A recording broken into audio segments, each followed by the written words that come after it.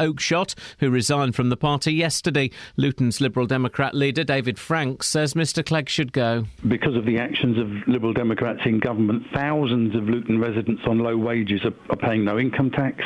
Luton schools are receiving millions through the pupil premium. But yes, there is a problem. And the problem is, no matter how strong our messages are, no matter how well they're presented, if the messages are delivered by Nick Clegg, then frankly no one's listening. The slip roads from the M25 to the M1 in Hertfordshire have reopened following yesterday morning's crash involving a lorry and a car. The road had to be resurfaced following a diesel spillage and didn't reopen until around 4 o'clock this morning. There's been a setback for teams trying to locate the missing Malaysia airliner which disappeared more than 2 months ago. An American Navy official says he believes that signals thought to have come from the plane's flight recorder were actually generated by equipment being used in the search. A letter signed by more than 50 leading scientists is asking the World Health Organization not to regulate electronic cigarettes. The open letter says e-cigarettes should instead be regarded as a significant health innovation. The BBC's health correspondent is Jane Draper. The World Health Organization is currently considering what it should recommend to governments around the world about how they should regulate e-cigarettes. And in this open letter, the researchers, who include British experts on tobacco control, say that these devices should be seen as part of the solution, not the problem. People in Dunstable claim a new courtesy crossing in the town is too dangerous. Central Bedfordshire Council admit they need to do more to increase people's confidence in the crossing on Court Drive, but say it has reduced speeds and injury accidents. Locals say the layout is causing confusion for both motorists and pedestrians.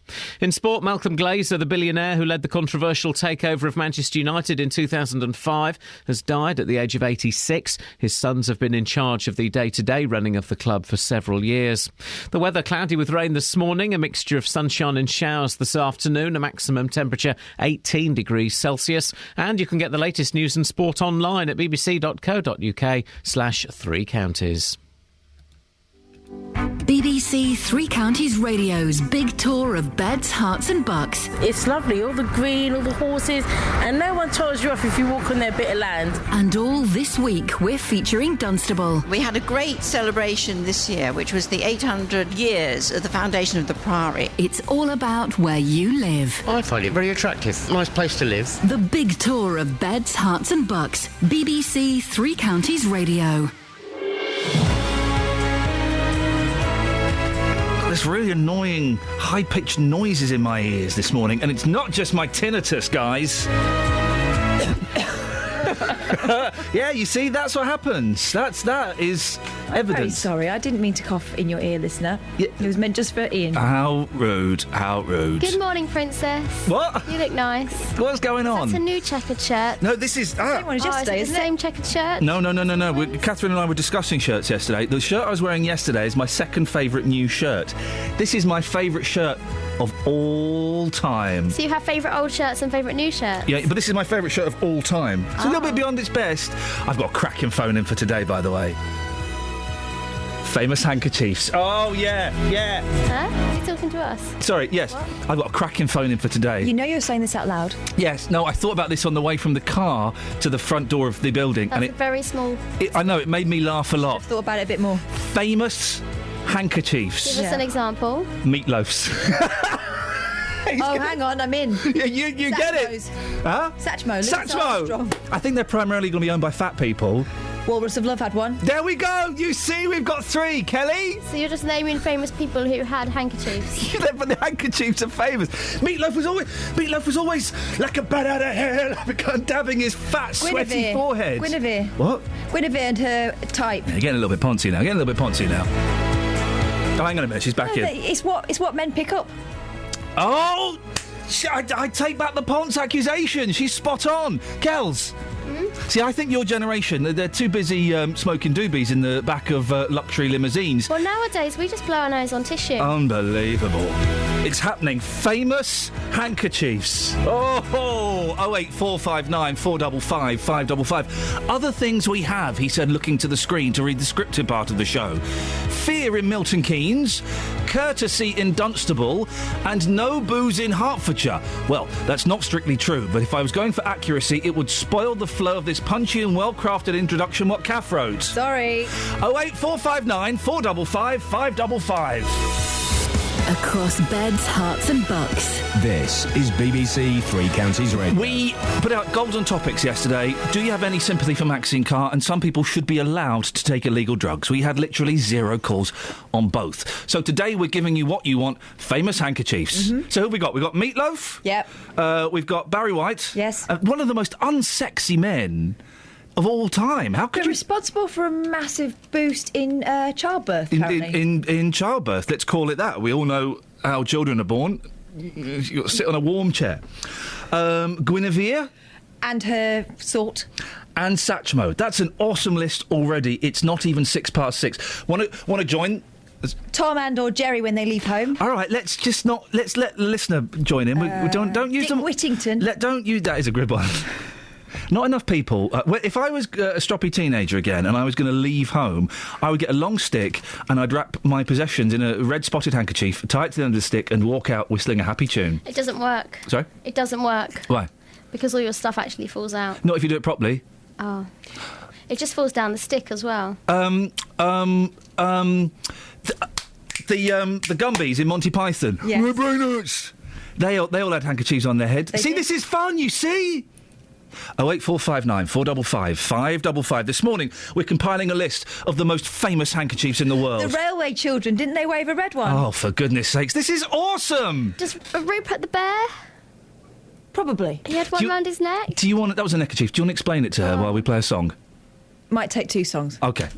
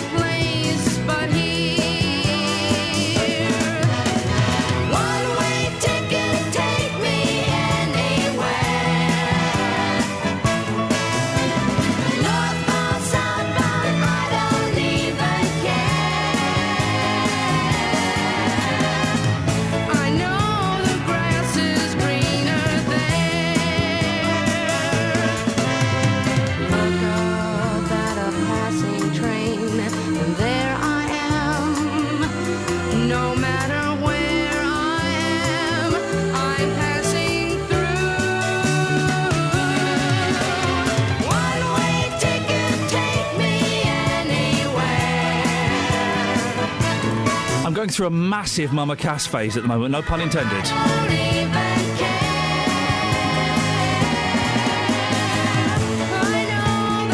How do we not have statues erected to this woman everywhere? How come no one has any of her solo albums? How come no one has any of them? They're all wonderful. Some are hit and miss. You give me the look as though you want to contribute. Yeah, but I was going to say something really rude and I don't want to say it out You're going to loud. say there's not enough granite. Yeah, there we go. Isn't that awful? Andy's in Dunstable. Good morning, Andy. How you doing, mate? Famous handkerchief, sir. What have you got? Alf Garnett. When did he... What did he do with his handkerchief? He used to wear it on top of his head when he was on the beach. Ladies and gentlemen, Alf Garnett's handkerchief. We're going to compile a list of these, and we're going to do our best to get our hands on all of these handkerchiefs and open a handkerchief museum right here in Luton, Andy. Are you in? Yeah, bless you, Father. Yeah, bless you, Father, for I have sinned. What? Famous handkerchiefs, 08459 455 555. It's what the kids want, and it's what drives my producer bonkers. Now, on to slightly more serious things, in fact, incredibly serious. Imagine you were attacked by someone who left you with a fractured skull and 37 stitches in your head. He gets caught, found guilty, gets locked up, then gets released back into your neighbourhood, and he's a little bit peeved, shall we say. Well, this is exactly what happened to Chris Hodgkins from Fenny Stratford in Milton Keynes. And his story was broken by MK News reporter Jessica Duncan. Jessica joins me now. Morning, Jessica. Good morning. Just give us a bit more on this story. It sounds incredible. What happened? Well, I think it's all sort of started back in September 2013. Chris Hodgkins was neighbours with his attacker, and at one point was kind of friends as well. Unfortunately, it didn't end that way, and he used 2 alcohol bottles to actually smack him over the back of the head, which led to his fractured skull and his 37 stitches. He also lost the top of his little finger, and one of his index fingers is damaged during the attack, which happened in Aylesbury Street in Fenny Stratford. Following the attack, in January, he was sentenced at Aylesbury Crown Court to 12 months in prison for unlawful wounding with intent, and also for breaking his bail conditions, because during his bail he did go back to Durance Court, where they both lived. However, despite being sentenced for 12 months, he was released from jail after 5, and returned back to Fenny Stratford the day of his release. And what's it been like for Chris since this chap was released and moved back very close to him? Well, I think one of the reasons why Chris got in touch with me at MK News and at MK Web was he was just at the end of his tether with it all. He didn't really know what else to do. No one seemed to be listening to him. But since his release, his attacker and also his friends, some of them who still live in Durance Court, made Chris and also his girlfriend Penny life a complete misery. He lives in an apartment in Durance Court. There's a communal area which anyone can walk into. They smashed his electric meter more than 2 occasions, which meant Chris had to pay for it himself. They shout abuse outside his window. They sort of hang outside, which makes Chris and Penny feel like they can't even leave their own home. And I think Penny summed it up to me by saying that they live like prisoners while he's got his freedom and he's walking around outside. Does the attacker live in... Is it the same street or the same block of flats? So the street, Aylesbury Street, is adjacent to Mr. Hodgkins' flat. So it's sort of next to the shops in Fenny Stratford, which I'm sure many people in Milton Keynes know about, and just up the road from Pink Punters, one of the nightclubs. It seems that his attacker hasn't necessarily been into Durance Court, but because Aylesbury Street is so close, the effect on Chris and also the fact that his attacker is sort of getting his friends or associates involved. Oh dear! Is making it sort of a life of hell for Chris, and he just wants to get out. He feels like he needs to leave his home. It's the only way for him to be able to move on. Really. What are the police doing about this, Jessica?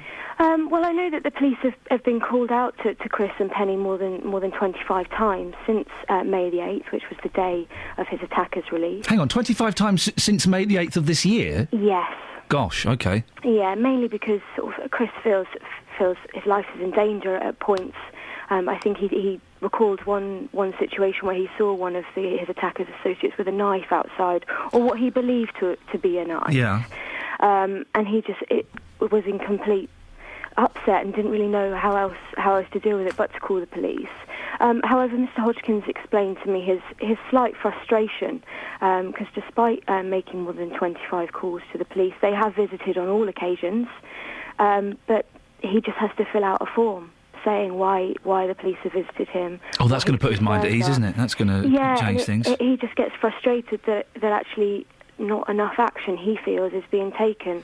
Very quickly, Jessica, because we're running out of time, what have the council said? Because they're not saying very much to us. They just said they'll rehome him, but they've given no date or any indication of when that might be. I'm afraid that's similar what I was received. A spokesman from Milton Keynes Council told me that the couple will be rehoused. They said they are aware of his concerns and they will stay in touch with him until he is rehoused. And I suppose that is slight reassurance for Chris that he knows that they're going to keep a watchful eye over the area, but they're not the police, so it's not the same security that I imagine Chris wants reassurance from both sides. Jessica, it's a very sad story. Really glad to have you on. Always happy to, to talk to the local papers and things. So thank you very much. That's Jessica Duncan from MK News. Incredible story. I think that poor fella. Do let us know. I mean, we can put this out there. If you've been intimidated by your neighbours, people who live nearby, you know what neighbours means. I don't need to define the word, for goodness sakes. 08459 455 555. Travel news for beds, cards and bugs. BBC Three Counties Radio. In Bushy Heath, the traffic lights aren't working at the moment on the Common, just at Common Road.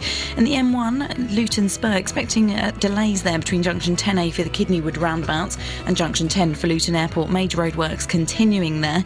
Taking a quick look at the trains, and on First Capital Connect, there are delays at the moment of up to 20 minutes. That's between Bedford and East Croydon and Luton and Streatham. That's due to some emergency engineering works that have been taking place. Nicola Richards, BBC Three Counties Radio. Thank you very much. 6:17, it's Thursday the 29th of May. I'm Iain Lee. These are your headlines on BBC Three Counties Radio. A Milton Keynes man is being forced to move home after a neighbour convicted of attacking him continued harassment and threats after being released from prison. The Business Secretary, Vince Cable, is facing questions as to how much he knew about controversial opinion polls which suggested the Lib Dems' election chances would improve without Nick Clegg. And the slip roads from the M25 to the M1 in Hertfordshire have reopened this morning following yesterday's crash involving a lorry and a car which led to a diesel spillage on the road. BBC Three Counties Radio. I got it. I know what we'll do. Team, join me. Come and join me. What's that? Well, I just... we're changing from code green to code amber, OK, guys? Just so you can be aware of that. We normally record the podcast links on a Thursday. It's a lot of fun. It's a great joy. We don't get paid for it. We get paid by your laughter and your tears. And normally by now, we've pretty much got the whole podcast. Maybe we could do with another 5, 6, 7, 8, 9, 10, 11 minutes, OK? I've just time-checked with Kelly. Kelly, how much more material do we need? We could do with about half an hour. Hey! Wowzers. So, OK, with the BBC, we can't do this, but we need to fake the podcast today. We need callers to call in and just say outrageous stuff that we can pretend was part of the content of the show, but really they're just faking it to make it. I don't think we're allowed to... What? Do that. No. However, it will be happening on air. It's on air. So and everything in the podcast is on air content. So technically, we're not breaking any rules. So, ethically, that's a different question. Could we not ring Jeff back and ask him if he drives? Oh, poor old Jeff. No, love him. No, we can't do that. This is why people over the age of 75 shouldn't drive. Anyway, no. What we need. This is serious, dear listener. We need you to call in with just. Stupid stuff? Just stupid stuff. If you want to tell us a fantastical story that may or indeed may not have happened to you, I don't know. I'm not going to ask any questions as to whether it's true or not. Just phone in. We are desperate for content for this week's podcast. Without it, we're all stuffed. So basically, we want your funny stories. Yeah. Or your sad stories. Or your made-up stories. As long as they're made up and they sound really, really impressive. Like, maybe you knock the Queen off a bike or something. Yeah. There's something like that. Kath, you're looking troubled. I'll take the rap for this. This has become my rest face, working with you. What, the troubled, pained, sad, I wish I was somewhere else, look. Yeah. Flippin' heck. Iain, why don't you call in now and tell us one of your stories? Well, I will do that later on if we get really desperate. But let's just say this bit is going in the podcast, so we're probably down to about 27 minutes that we need now, so not so bad. Kath, has anything fantastical ever happened to you ever in your life? Yes. Maybe you'd like to tell it to us? Once, I told the teacher I could play the piano and I couldn't. Oh, flippin' heck. BBC Three Counties Radio's big tour of beds, hearts and bucks. Even though it's a small town, you've got a lot of things to do in it. Inviting everyone to where you live. It's a lovely town, it's got a great history. And all this week, we're featuring Dunstable. Best part of Dunstable, the Priory Church. It's just full of history and I love it. We're just by the lovely clock tower in Ashton Square. It's a very friendly town and the people are excellent. If you've got a story everyone should hear about, let us tell them about it. Dunstable, with the right investment, has the potential to be a very, very prosperous town. The big tour of beds, hearts and bucks from BBC Three Counties Radio.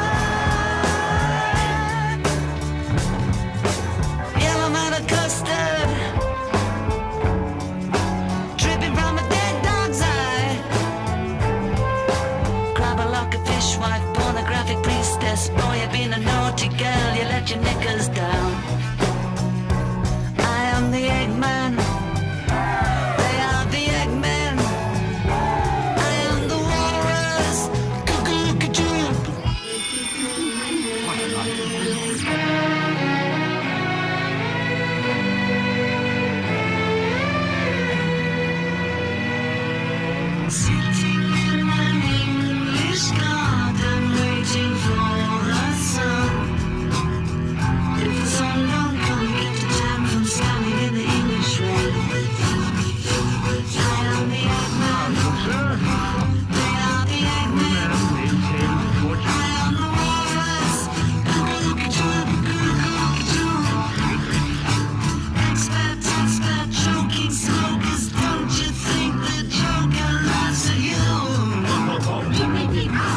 See how they smile like pigs in the sky. See how they snide. I'm crying. Semolina Pilcher. Climbing up the Eiffel Tower. Lord, let your penguins singing Hare Krishna. You should have seen the kid get around on the car. I am the Eggman. They are the Eggmen. I am the walrus.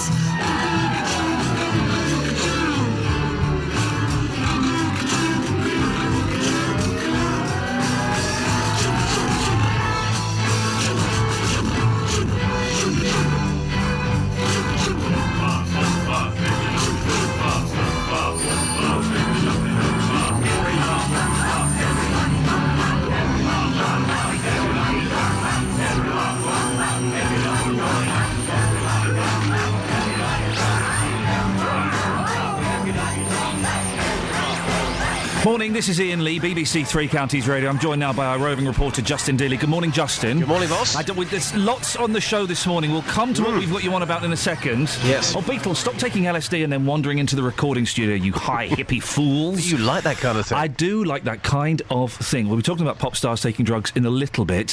First of all, can you think of any celebrity handkerchiefs? Someone on Twitter has, let's give them the credit that they deserve, of course. We like to credit as many people as we can. Someone has suggested Pavarotti. Yeah, good one. What about this one? Margot Del Boy. Sorry? Del Boy. Only falls on horses. Oh, well, have yes, that. Come on. Isn't it a great phone-in? It's fantastic. We've got that. Slightly more importantly, the podcast is 30 minutes short this week, Justin. Yes. So, I mean, are you able to kind of just fake some material that we can, that we'll put it out on air? Yeah. That's the only requirement. It has to have been broadcast on air, but I mean, can you... That's not the only requirement. What's the other requirement? That it's not fake. Well, I mean, when I say fake, I don't mean fake, I mean kind of made up. Whimsical. I don't we need say to make whimsical? stuff up. I've got the real deal here. Yeah? Have you? Yeah, absolutely. The real deal now? You ready for this? I'm ready for it. 20 seconds? Yeah, go on. Corrie poems? Oh, beautiful. Yeah, okay. Yes. So... Press record and play on the cassette recorder, Kelly. This is going in, whether it's good or not. Corrie fans, rate me on this, okay? Do what? What to you? Rate me. Rate you? Yeah, rate me. Just, yeah. Okay. Yeah. Not the other. So, it was Rob who did the job.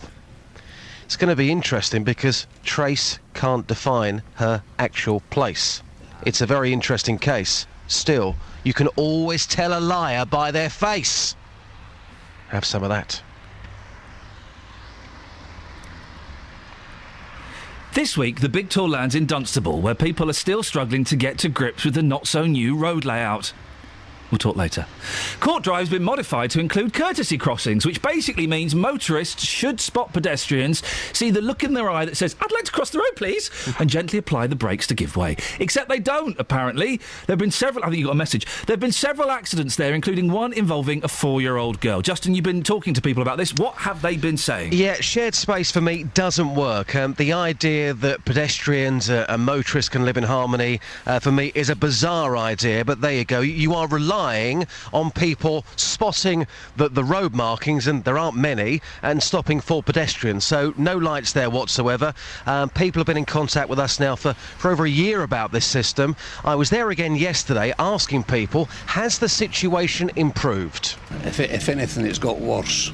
I've actually spoke to the council people when they were doing a survey. There was 12 people come down with yellow jackets on.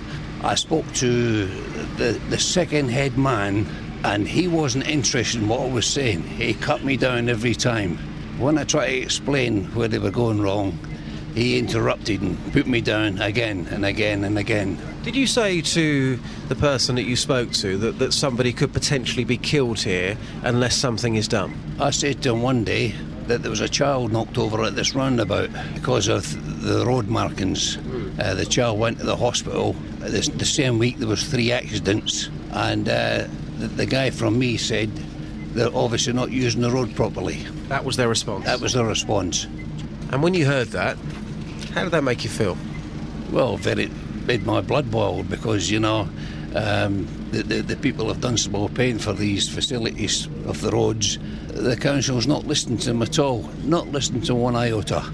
Emma, as a young mum, Yep. just how difficult is it for you to get yourself and your child safely across this road? You take your life in your own hands. If you don't just go for it, you'll spend hours waiting for anybody to stop. And it's getting to a stage now where it's going to cause an accident. It really is that bad. So are you having to change your route at various points so you don't have to cross this road with your child? Yeah, you do. You actually go avoid this road if you can help it, because otherwise you just don't want to cross it. Of course it's dangerous. Why wouldn't it be? 50 miles an hour with kids in the playground? It's meant to be a 20. I've seen them go down here at 50 miles an hour. Seriously? Yes. So apart from speed, what else is still dangerous about this particular road? No proper pelican crossing for the children.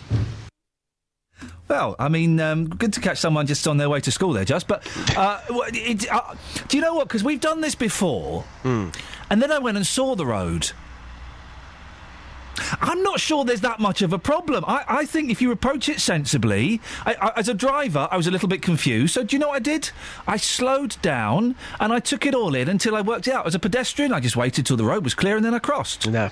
I have to say, every time I've been down that road, still now, it confuses me. It's very, very confusing. You've got roundabouts along Court Drive in Dunstable, which don't even look like roundabouts. You can see in people's eyes, they don't know Justin, what they're doing. When I'm stood on your right-hand side and tap your left shoulder, that confuses you. Come on. If you put it out there this morning, I think the majority of people would agree that it's still very, very dangerous. If you're there, if you stand there for an hour or so, you will see at least one near miss every time. Well, Justin, we'll put it out there. Thank you very much for that. Don't forget, go and fake some material. We'll put it out there. 08459 455 555. If you know the crossing, is it as dangerous as people are making out, or do you think just use a little bit of common sense? Travel news for beds, cards and bugs. BBC Three Counties Radio. The M25 heading anti-clockwise, starting to build up a bit now on the sensors around junction 17 for Maple Cross. In Bushy Heath, the traffic light's not working at the moment on the Common at Common Road. And taking a look so far at the trains, delays of up to about 20 minutes on First Capital Connect. That's between Bedford and East Croydon, and between Luton and Streatham. And that's due to engineering works that have been taking place.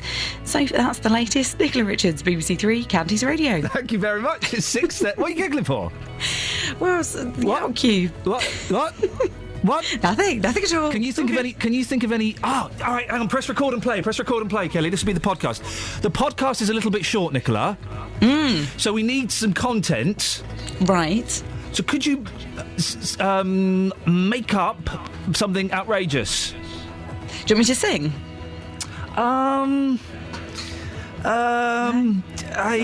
Not sweet. Across beds, hearts and bugs. This is BBC Three Counties Radio.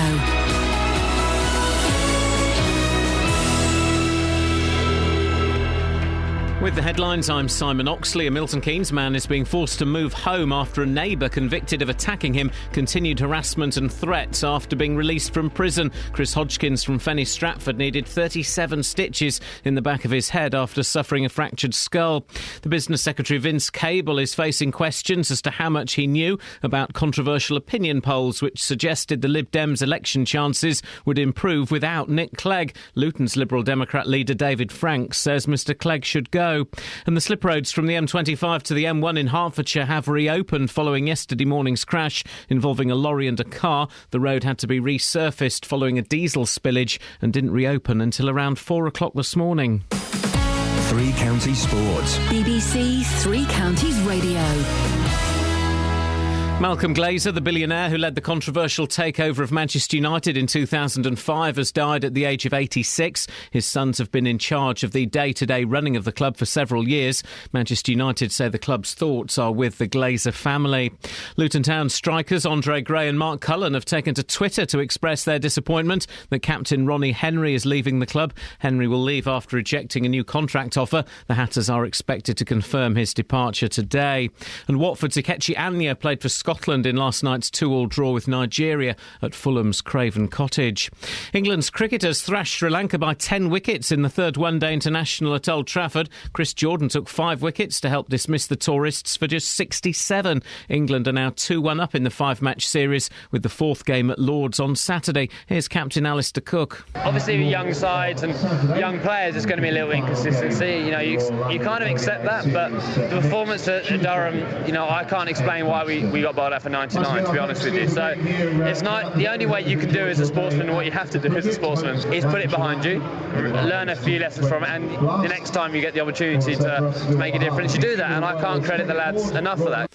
Andy Murray plays his second-round match at the French Open today. The British number 1 takes on the Australian Marinko Matosevic, and Tiger Woods has ruled himself out of next month's US Open. Woods is still recovering from back surgery, which kept him out of the US Masters. BBC Three Counties News and Sport. The next full bulletin is at 7. Call 08459 455 555. BBC Three Counties Radio. Well, the show is kind of secondary, to be honest now. The main focus is generating content for the podcast. That's where I think we have to focus all of our energies. Shoveling the coal into that engine. The podcast is 30 minutes too short. So you can call in with an outrageous story, a crazy story. Maybe you poured coffee on Bob Hoskins' lap. Maybe you waved at the Queen and she stuck her fingers up at you. Or it can be made up. My sister kicked some coffee into the lap of the boxer Brian London. I don't know what Brian London is. Apparently had a very boxed face. I don't know what Brian London is or what coffee is. Tell the story. This is a great story. Press record and play, Kels. This is a great story. Tell the story about your baby friend who cut his foot on a cornflake. My friend... a baby? Had a Why baby. would you be friends with a baby? It's a nice baby. Yeah. Anyway, he had such buttery soft feet. He cut his foot on a cornflake. Cut his foot on a cornflake. That's the story. Oh, man. He's now 19 and we still talk to him about the cornflake incident. That's a brilliant... Steve, that's a brilliant story, isn't it? That is indeed. Yeah. Kelly, did you record it? Hi. Yeah, she's recorded it. Excellent. All right, Steve, can you beat a baby cutting his foot on a cornflake? Oh, yeah, well, I can. It was a few years ago. It was Christmas time. Okay. And we're all opening our presents, and it comes around to my little sister's time to open a present. Oh, yeah, that's nice. She gets a present, she starts unwrapping it, and all of a sudden there's this ba-dunk on the floor. Uh-oh. And when you look down, there's a dead parakeet. What? A dead parakeet, and this is not a Monty Python sketch, this is true. There's a dead parakeet, what, wrapped up in wrapping paper? Yes, it was wrapped up in inside a nightgown. What? who had given it to her? My mum and dad. A dead parakeet? Oh, she didn't already have one, did she? It's a pretty safe bet. That's it. Why would they want to give her a dead parakeet? I don't think they did, really. I think it just wandered and crawled inside the nightgown and fell asleep, and next thing it knew, it couldn't get out. I'm beginning to see why JVS cut you off yesterday. Yeah, I know. What? So is it... Now, I'm confused. Is this in the realm of the made-up story? No, this is true. What? This is really absolutely true. I've never tried to wrap a bird, not even a small one, like a budgie or a canary, but I imagine they wriggle. No, we think it might have been a bit ill, and he'd gone to sleep, had a little sleep, and... Oh, Dennis, can you believe this? Had a long sleep. Dennis, can you believe this? A dead parakeet? Yes. Oh, fair play. Excellent. Oh, he is the truth master. Thank you, Steve. Dennis, what do you want? Well, never mind, it's what you want. You should say, many happy returns of the day, Dennis. Why?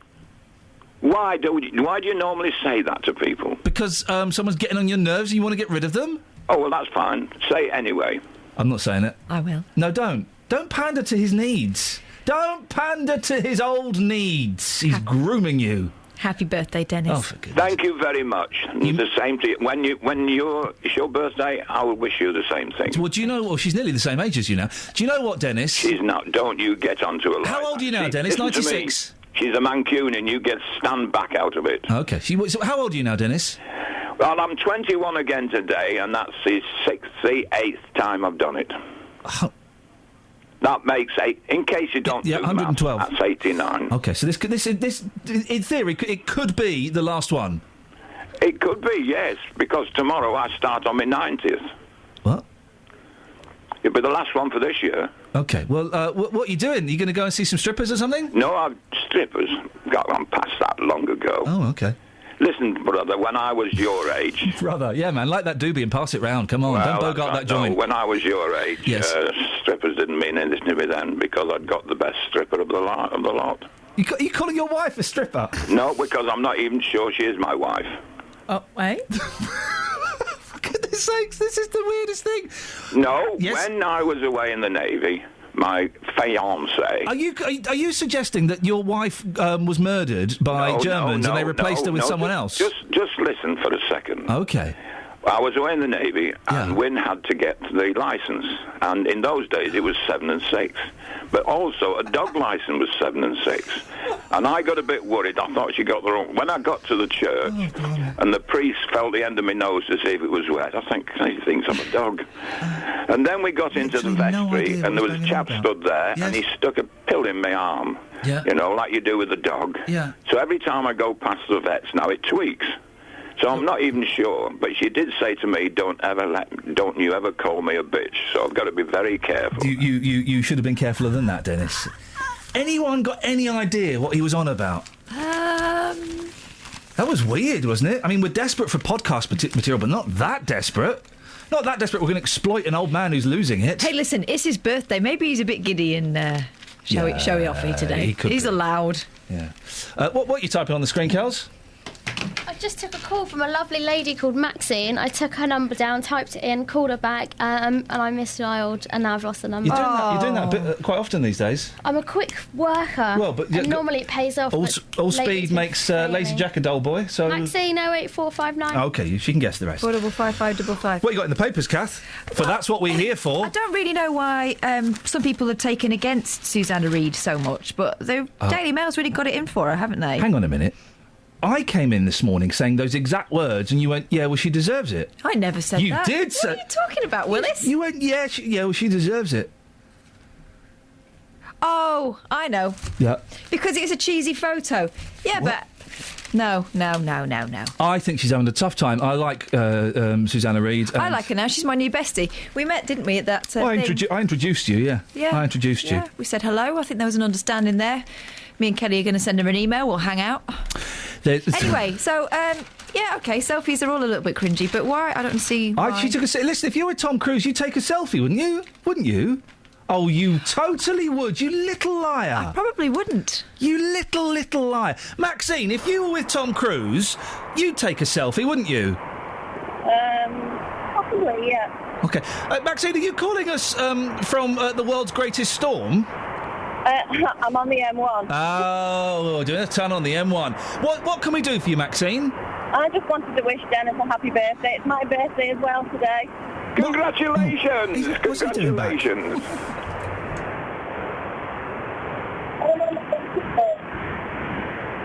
Well, Dennis, it sounds like a new blossoming romance. No. Maxine, you're very kind. Yes. OK, I think... Was Maxine a ghost? I don't know. How did Dennis get back on? I don't think he left. Yeah, so what else is in the papers? One Direction and that video. Guys, come on, guys. They're young multi-millionaires smoking a doobie in the back of a car. While I don't condone drugs, as I said yesterday, artists should be allowed to take drugs. It creates creativity.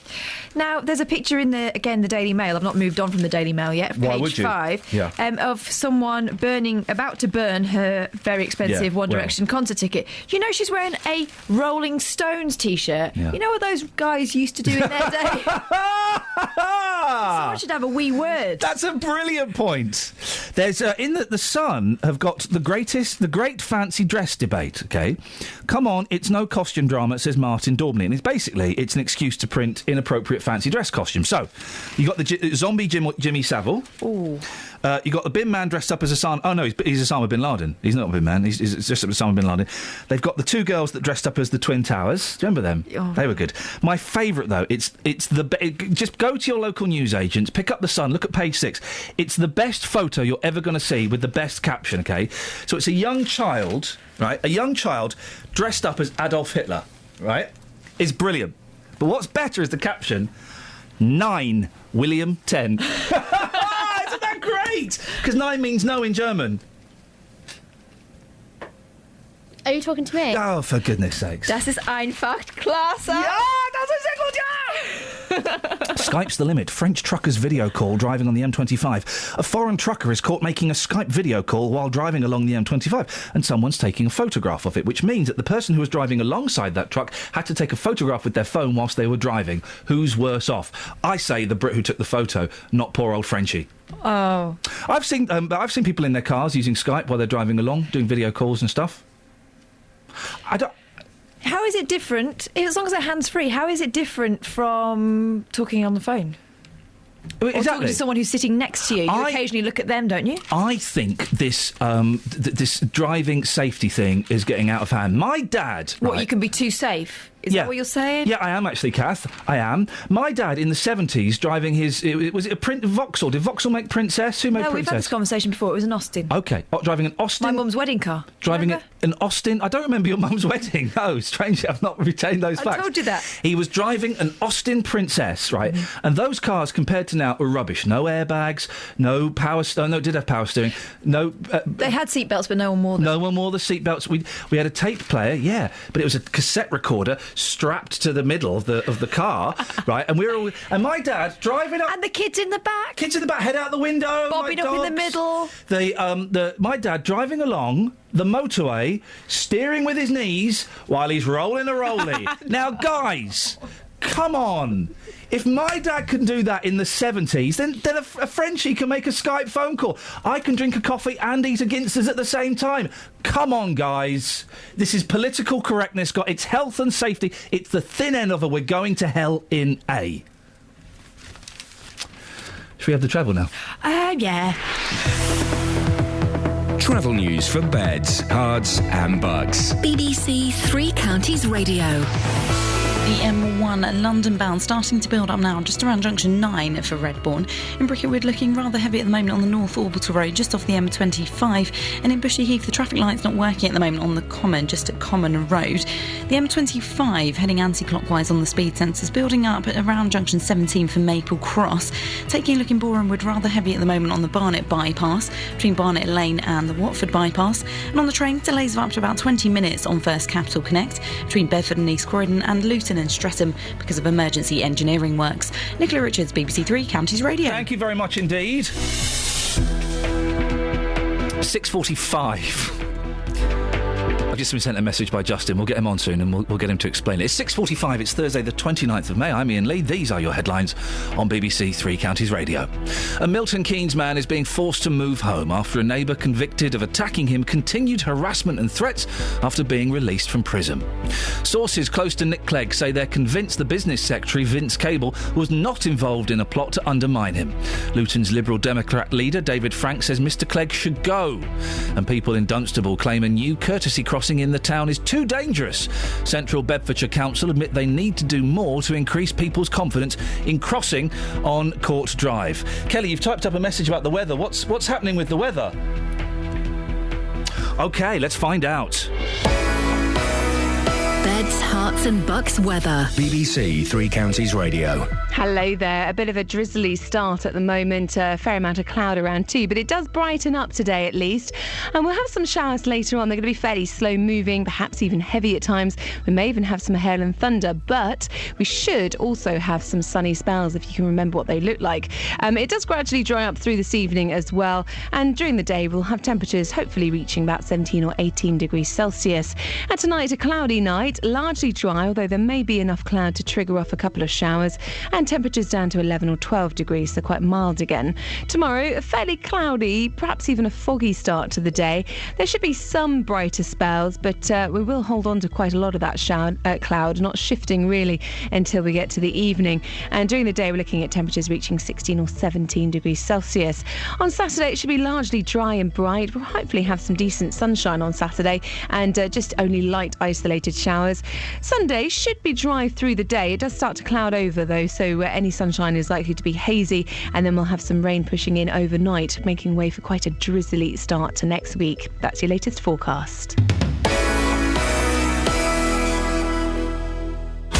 Every weekday from 12, Nick Coffer brings you... Why did Wet Wet Wet break up? You know, it surprised me that it lasted so long, but I think there's always going to be something that trips you up. Great guests. Milton Keynes Charity is celebrating its 5th anniversary after changing many young people's lives. Great music. This is the Drifters kissing in the back row of the movies. Hello to Adam, who has messaged me, so I'm playing some great tunes today. Great conversations. I'm in the library in Houghton Regis as part of our big tour. A lot of Houghton Regis was mainly 18th, 19th century. There was a big fire in the 1600s which burnt the village out. Nick Coffer, weekdays from 12 on BBC Three Counties Radio. I didn't mean to catch your snort on air.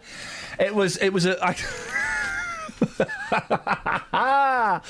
woo-woo is such a great word, isn't it? Isn't it just? It certainly is. So, 08459 455 555. I mean, none of this is broadcast worthy, let's be honest. But or Apple. What? Or Apple. No, but we're getting away with it.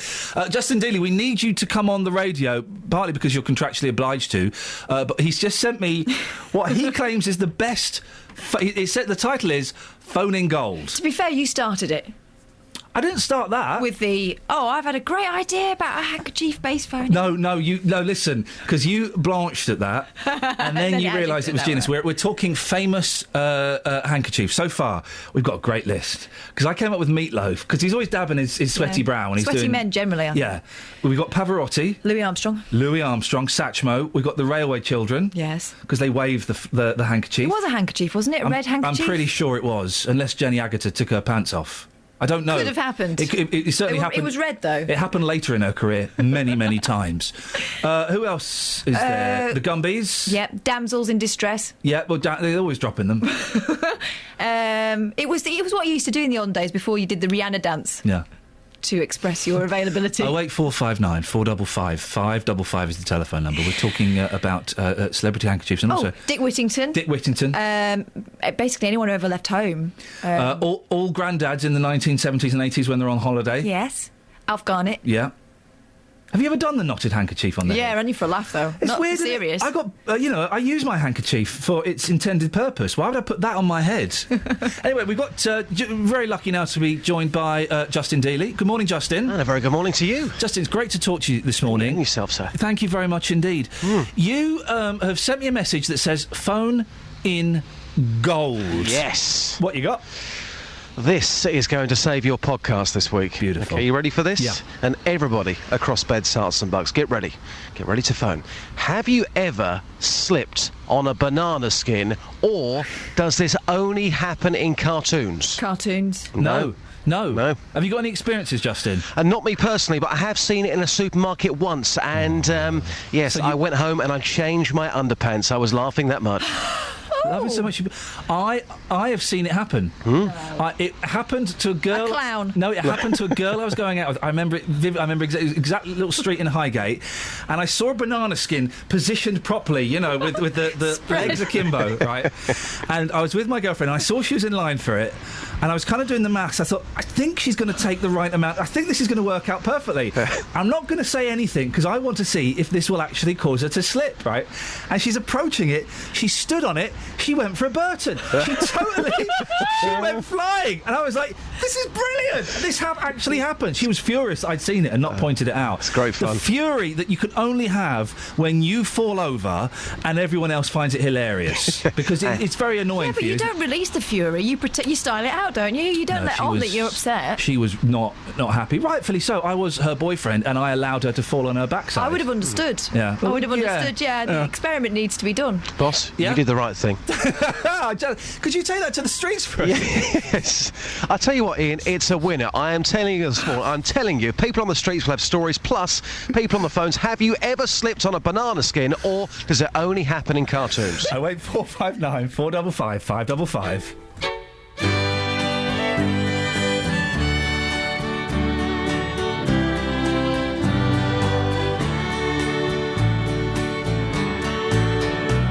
Last night you called me Barbara as you lay fast asleep. And although I'm not Barbara, you wanted me to be. You whispered words I hadn't heard in such a long, long time. Last night you said with Barbara on your mind. With Barbara on your mind, you held me in your arms so tight. Lying there so close to you, I cried until daylight. And though you think that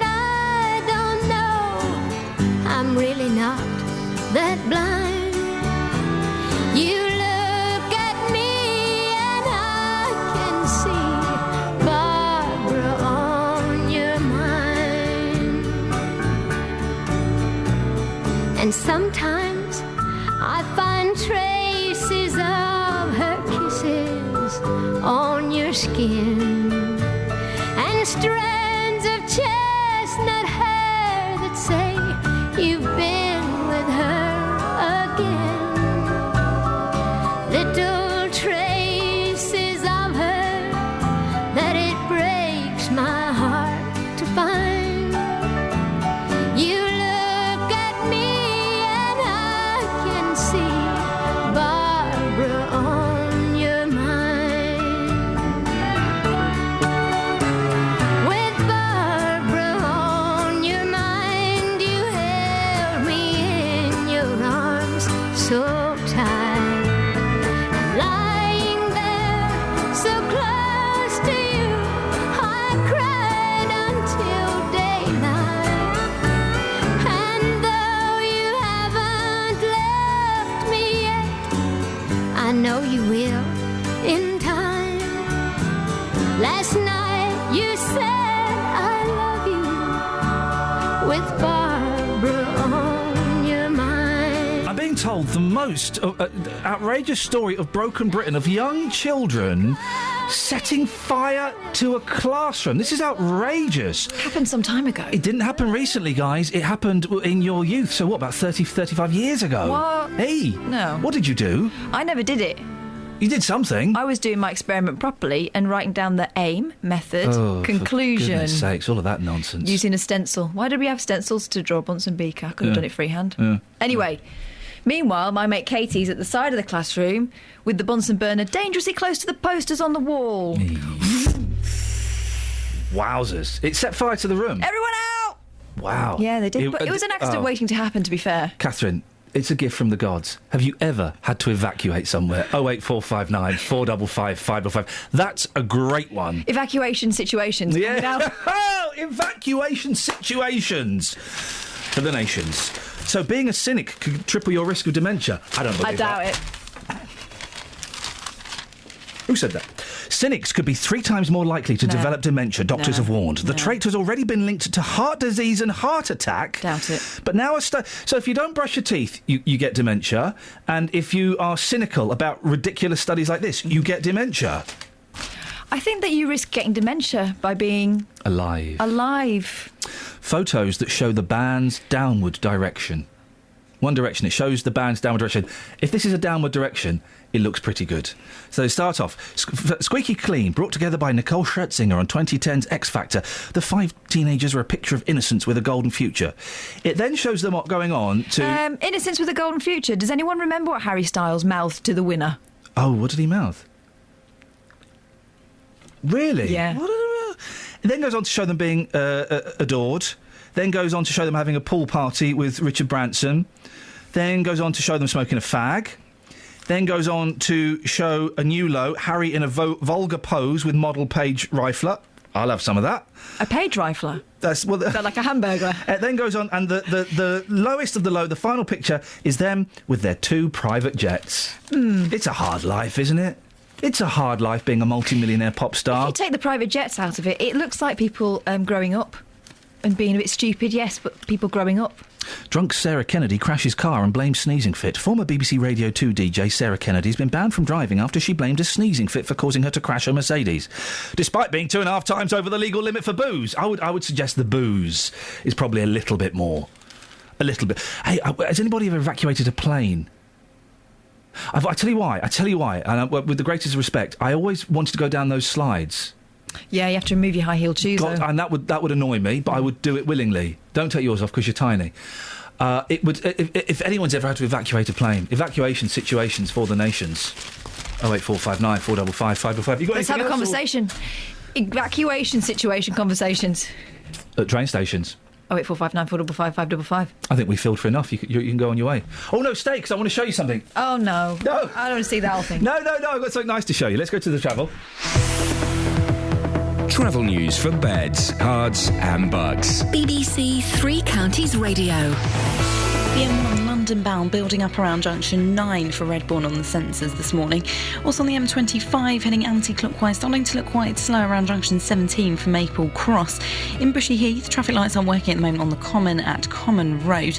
And in Boreham Wood, rather slow moving at the moment on the Barnet bypass, heading southbound between Stirling Corner and the Watford bypass.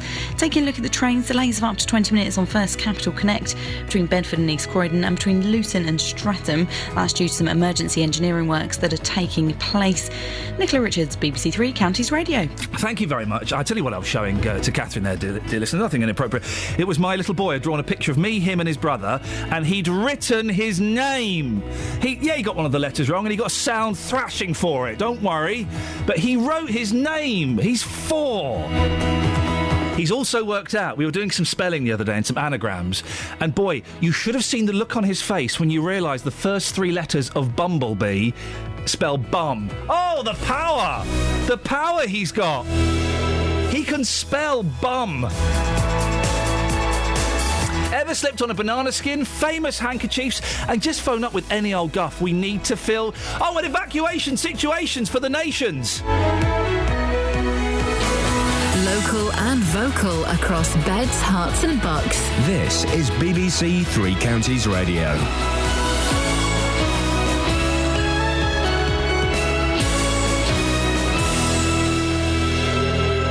It's 7 o'clock. I'm Simon Oxley. The headlines: Milton Keynes attack victim forced to move home. Luton Lib Dem leader says Nick Clegg should go. And crossing confusion in Dunstable. BBC Three Counties Radio. A Milton Keynes man is being forced to move home after a neighbour convicted of attacking him continued harassment and threats after being released from prison. Chris Hodgkins from Fenny Stratford needed 37 stitches in the back of his head after suffering a fractured skull. More from Tony Fisher. The 41-year-old ex-firefighter also suffered damage to his fingers in the attack in Aylesbury Street in September last year. His attacker was sentenced in January for unlawful wounding, but was released after 5 months. Since then, Mr Hodgkins has had to call the police more than 25 times, and he says he feels like his life is in danger. Milton Keynes Council say he will be rehoused. Sources close to Nick Clegg say they're convinced the Business Secretary Vince Cable was not involved in a plot to undermine the Liberal Democrat leader. Mr Cable has faced questions over controversial opinion polls commissioned by his long-standing friend Lord Oakeshott. Luton's Liberal Democrat leader David Frank says Mr Clegg should go. Because of the actions of Liberal Democrats in government, thousands of Luton residents on low wages are paying no income tax. Luton schools are receiving millions through the pupil premium. But yes, there is a problem. And the problem is, no matter how strong our messages are, no matter how well they're presented, if the messages are delivered by Nick Clegg, then frankly no one's listening. The slip roads from the M25 to the M1 in Hertfordshire have reopened following yesterday morning's crash involving a lorry and a car. The road had to be resurfaced following a diesel spillage and didn't reopen until around 4 o'clock this morning. A letter signed by more than 50 leading scientists is asking the World Health Organisation not not to regulate electronic cigarettes. The open letter says e-cigarettes should instead be regarded as a significant health innovation. Doctors' leaders say too little is known about the long-term effects.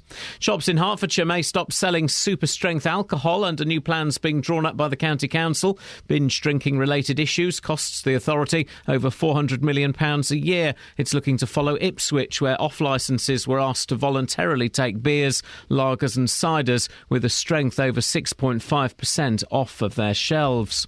People in Dunstable claim a new courtesy crossing in the town is too dangerous. Central Bedfordshire Council admit they need to do more to increase people's confidence in crossing on Court Drive next to Asda, but say it has reduced speeds and injury accidents. Locals say the layout is causing confusion for motorists and pedestrians. The people of Dunstable are paying for these facilities of the roads.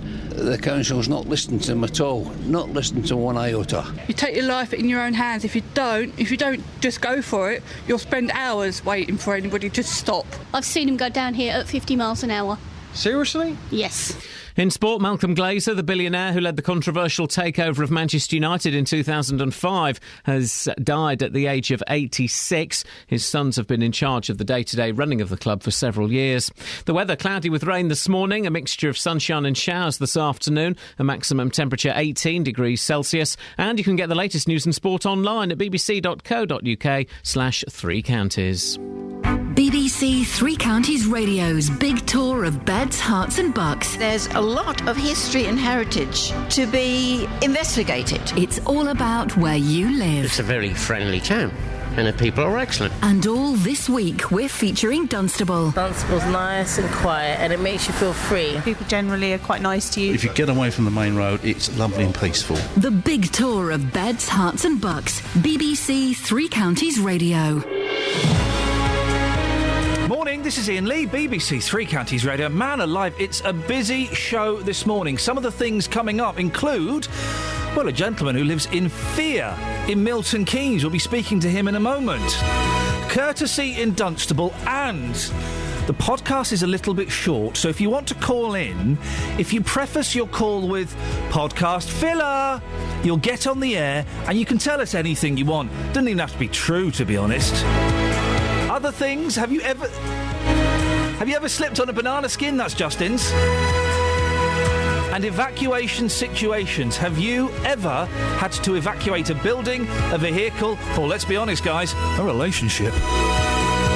08459 455 555. Across beds, hearts and bucks. This is BBC Three Counties Radio. Now, this is an incredible story we got from MK News. A former firefighter from Milton Keynes says that he and his partner are living in fear. Now, a man who fractured his skull has been let out of prison.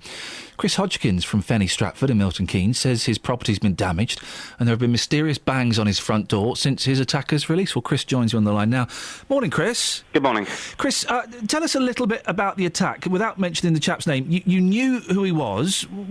How did the attack happen? Well, it was a neighbour and a friend, and what it was, he got engaged to his girlfriend, so I took a bottle of wine round for them to give him as a present for getting engaged.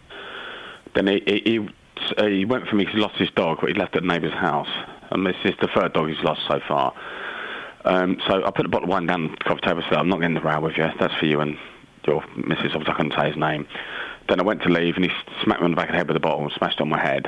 Then I walked back towards my flat and he hit me on the back. But my landlord lives above me, so I didn't want to go to my flat. So I walked down to Aylesbury Street. Obviously, by that time, I'm covered in blood. And he got another bottle, which I was told was a brandy bottle, and he was just stabbing me in the back of the head with it. But by that point, I lost 1.5 litres of blood, and I went down on my knees. And until people pulled him off, that's really what happened, to be honest. Second, he was upset because he'd lost his dog? Yeah, the third dog he's lost, that is, by the way. And so you gave him a bottle of wine and said, all right, good luck, I'm having another this. Yeah, he whacked you over the back of the head with the full bottle of wine? Yeah, smashed the bottle on me and everything. I'm still waiting for my clothes back from the police because forensics took it away anyway at the time. He just kept attacking me from behind. You know, I'm not the sort of person that hurts people, so I was just trying to walk away. And I'd walked literally probably 100 metres away from his flat and got towards the Swan pub in Fenny Stratford. Then I went to go in there to seek help, and the people were eating, so I was covered in blood and everything. So they kicked me back out the door. Then there was people out on camera phones videoing it, and a few people pulled him off in the end. Then he got charged, bowed, come back and started harassing again. Hang on a second. There's so much to this story, Chris, that I'm finding incredible. You got kicked out of somewhere because it was a restaurant. Well, it's a pub, but right. And you went in there as well. I went in for help. Yeah. And they kicked you out because you had blood all over you. Oh yeah. And then people were filming you. Yeah, they came out and pulled him off, and there was a couple of lads there's a hairdresser's nearby. A couple of lads came out, they were filming it on their video phones while people were pulling him off me. Isn't that kind of them? What helpful members of society? Well, yeah. You'd be framed otherwise, would you? I hope you get your £250, Chris.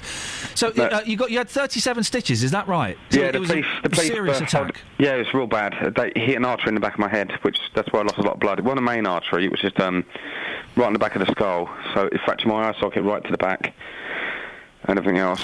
He got arrested, he got sent to prison for 12 months, he did 5. Well, no, he got arrested and got released on bail. Right. Then he turned up at my flat again, and I was because I was still ill, I was dozing on the settee, and another friend of mine, another neighbour who's friends with me, let him in, didn't know who he was. Oh. When he started giving it again, being aggressive in the flat, I managed to get him out of the flat. And then he got remanded from there. So this remand was taken into account. And he was out in 5 months. And he's since then, he's thrown bottles at the window. Associates of his have been smashing stuff up. Now, how do you know, Chris, again, without mentioning names, which may make this tricky, how do you know that it's his friends that are doing this? Yeah, because they're all in the same group. They're drinkers, and they drink down the canal and stuff like that.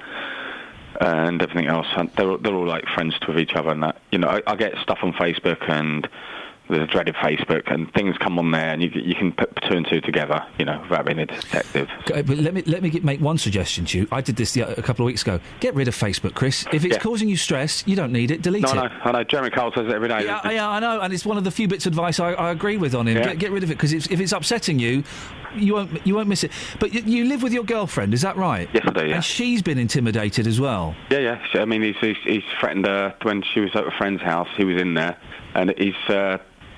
I can say he's Scottish, can't I? Yeah. Well, yeah. Okay. Yes. Yeah. So he's completely in the face. Wouldn't let her leave the flat. And he was having a go at her and stuff like that, and she felt really intimidated. This is a different person. It's one of his associates. Right. The person in question. Do you feel safe in your flat? Not really, no. But I went to the council and I explained everything to them. I took they'd been round to see me. They got all, 20, at the time it was 24 URN numbers from the police. Showed them that and they put my priority 2. What does priority 2 mean? Well, I think priority 1, your house as quick as they can. Priority 2 is you're not really that much of a threat to your health. But the woman who deals with it, and I can't say names, she only works part-time Monday to Wednesday. And I found a property the other day because they're trying to get me to find something private rent to go through on the council. So obviously I want to go back to work, but I'm waiting for the hand to heal up a bit better. Yeah. And basically they put on priority 2, which is no good. You've got to find your own property, private rent, that does council. So you've got to find a landlord that will take you, yeah. Yeah, exactly. And it's I found one last week on the Thursday, and it's gone by Tuesday, so it's a bank holiday, by the time she got back to work. So I don't think somebody in that authority should be working part-time when there's situations like myself. I mean, there's people worse off than me. The police have been round 24 times in the last 3 weeks. What are they doing? Well, we had a bottle thrown at the window. It didn't do any damage. Then they're standing outside, obviously trying to entice me to come out, which I didn't. I called the police, and sometimes it takes them 37 minutes for police to turn up on a 999 call, which I find ridiculous. I mean, this is like a normal night. No nightclubs are open or anything. So, and I often I do my shopping like 2:30 in the morning. Every time I go down to Tesco's and do my shopping, because there's no one about, because obviously I've got these issues, the police are sitting there having a sandwich in the car. And I've said to the police themselves, if you can have a sandwich, they're going to break. That's fair enough. Everyone gets a break. Why don't you park outside the flat? Has anyone spoken to this chap and said, what's your beef? What's going on? No, it's not. I don't know. The people know him, and I know of him, but you just get mixed views of this, so to speak. What are you worried? What's your concern? What are you worried that might happen? Well, I'm just worried I might go out and I get hit from behind again. I mean, they're not up for I don't fight anyway, but if someone comes at me towards me, I can see them coming. But where I live, it's like a rat run. There's alleyways everywhere, so It's just dangerous, to be honest. And I find that Durham's Court, where I live, it seems to me it's a drop-off place for ex-convicts and drug addicts, to be honest. And it is. I mean, most of the people who live here don't work. Most people who are here, they've come out of the hostel from prison and they house them here. It seems to be a little place where the council dump people off. It's all single men, but there's probably 3 people in the entire block of 100 flats that work. And it's just ridiculous. Chris, can I ask you, why are you telling your story to us? Why are you telling your story to MK News? Are you? Is there not a part of you that's concerned this might make the situation worse? Yeah, I know, I probably will, but it can't really get any worse, to be honest. Yeah. Yeah, it's got to the point where I've just had enough. I just want out of here, and I've asked the council desperately to rehouse me or do what they can. But I'm just getting nowhere with it. So in the end, I spoke to, I can't name it, but I spoke to a lady from MK News, and she wanted to run the story. So, Chris, listen, I hope in some way, I mean, we've spoken to the council, they ain't said much to us, you know, No, they sent us a statement that says, oh yeah, we're trying to find somewhere, and that's pretty much it. Yeah. Hopefully, you know, by highlighting, maybe it'll speed things up. I wish you the very best of luck. Yeah, thanks for that, I appreciate that. Chris, thank you for your time, what an incredible story. I wish you the best of luck. So many incredible parts to that story. Why won't the council rehome him? But then after he got beaten up, he wandered into a pub covered in blood and he got kicked out. And then he's getting a kicking in the street, getting whacked over the head with a bottle. And there are people filming it. There are people filming it. Listen, I could understand, who knows what you do in that situation, I can understand you walking by, nothing to do with me, governor, I ain't getting involved. I can kind of understand that. You know, it could be fear, it could be whatever. But to stand there, I would like to think I'd get involved, I don't know. But to stand there filming it, people think they're taking evidence. I hope that's what they're doing. Maybe. I had an incident in a hotel the other day. Nothing like that at all. But when I was staying in Birmingham, as I often do, and I went into a hotel, and there was a young lad giving an Asian gentleman who was working there a hard time, really effing and jeffing, and you need to effing sort this out. It was all very awkward. We all sort of stood in the lobby, and then he threw the P word at him. Wow. Yeah, and that was kind of I was thinking about stepping out. I said, "Oi, Mister." I didn't say Mister. I called him mate. We call him Mister. I had to say that to my boys. Oi, Mister. Young man. Oi, mate. Just watch your language a little bit. And he kind of stepped towards me, and then it diffused the situation. Thank God, because I was terrified. Yeah. Watch your language, fella. Come on, there's people here. But that sort of thing comes out of your mouth before you think of the consequences, and then you realise what's going on. I was kind of imagining that my boys were there, and it was completely inappropriate. And there was this young girl also sitting behind the counter who was just trying not to make eye contact with anybody. And oi, mate, watch your language, for goodness sake. But to stand there filming it, you're right. Let's hope for the best. Let's assume they were taking evidence, shall we? What an incredible story. Incredible. 08459 455 555. BBC Three Counties Radio. Let's get the travel news now with Nicola. Travel news for beds, cards and bugs. BBC Three Counties Radio. The M1 London bound looking rather slow on the speed sensors around junction 9 for Redbourne at the moment, and the M25 heading anti-clockwise very slow between junction 21 the M1 and junction 20 for Kings Langley. Also queuing on the M25 anti-clockwise between 17 Maple Cross and 16 the M40. In Borehamwood, rather slow moving on the Barnet bypass heading southbound between Stirling Corner and Mill Hill Circus, and on the trains still delays of up to 20 minutes on First Capital Connect between Bedford and East Croydon and Luton and Streatham. That's because of engineering works that are taking place. Nicola Richards, BBC Three Counties Radio. Nicola, I'm so sorry. I missed that. Could you do it again, please? Again. Oh, for goodness sake. Please get this mic sorted. Travel news for beds, cards and bugs. BBC Three Counties Radio. Well, her microphone's broken, so that's not going to happen now. Unfortunate incident. 7:16. It's Thursday, the 29th of May. I'm Iain Lee. These are your headlines on BBC Three Counties Radio. A Milton Keynes man is being forced to move home after a neighbour convicted of attacking him continued harassment and threats after being released from prison. Sources close to Nick Clegg say they're convinced the business secretary Vince Cable was not involved in a plot to undermine him. Luton's Liberal Democrat leader David Frank says Mr Clegg should go. And people in Dunstable claim a new courtesy crossing in the town is too dangerous. Central Bedfordshire Council admit they need to do more to increase people's confidence in crossing on Court Drive. BBC Three Counties Radio.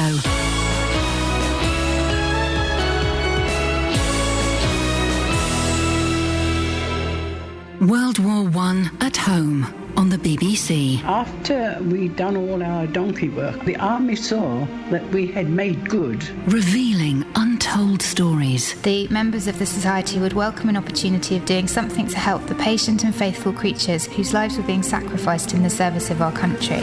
Discovering local memories. I need not say again what my predecessors and I have felt as to the immense help you gave the government by allowing us to make trials in secret at Hatfield. World War I at Home. He asked her to come and organise Rest Park to be turned into a convalescent home. The torpedo got us in our forward magazine, thereby killing everyone forward. World War I at Home. All next week from 8:15 on BBC Three Counties Radio. We're asking this morning for your celebrity handkerchiefs. I genuinely think this is the best phone-in I've ever done in my life. I thought of it from the short distance between getting out of my car, locking it, and walking into BBC Three Counties Radio Towers. Celebrity handkerchief. Started off with Meatloaf, always dabbing his sweaty brow while he's singing Bat Out of Hell. Satchmo, the Railway Children, So Met the Gumbies. Pedigree Pete's on the line. Morning, Pete. Good morning, my friend. It's a good phoner, isn't it? Well, yeah, I can think of one, though. Go on. Right, I'm going for Johnny Depp. When? In Pirates of the Caribbean.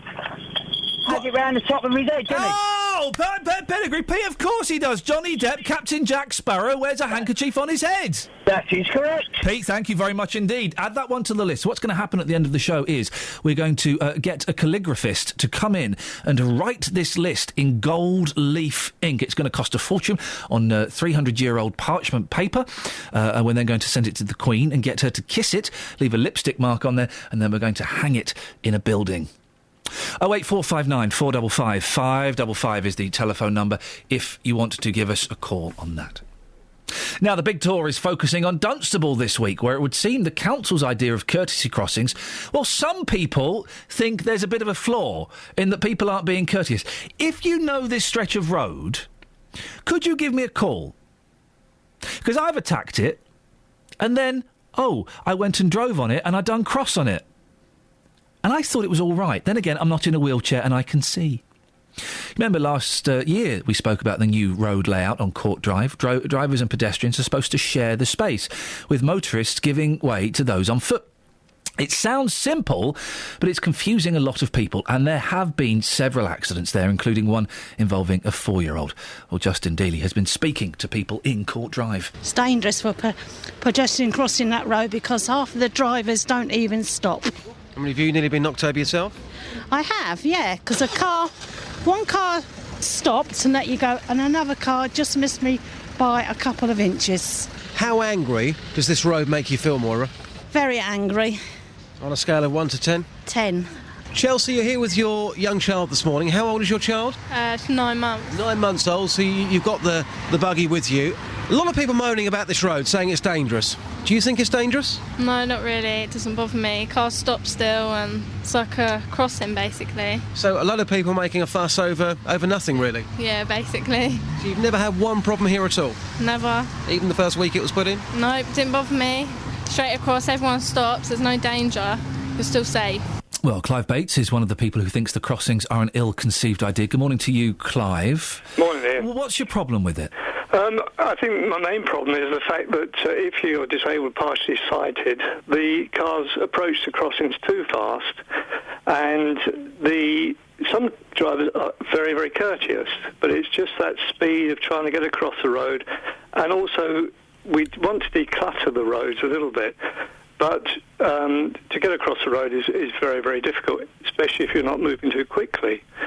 I saw yesterday morning, I was in Queensway, a chap who was trying to cross the road at the end of Queensway up against Asda, the crossing there, had his dog with him, and then in the end was having to run across, dragging his dog because a reefer bus came around there quite quickly.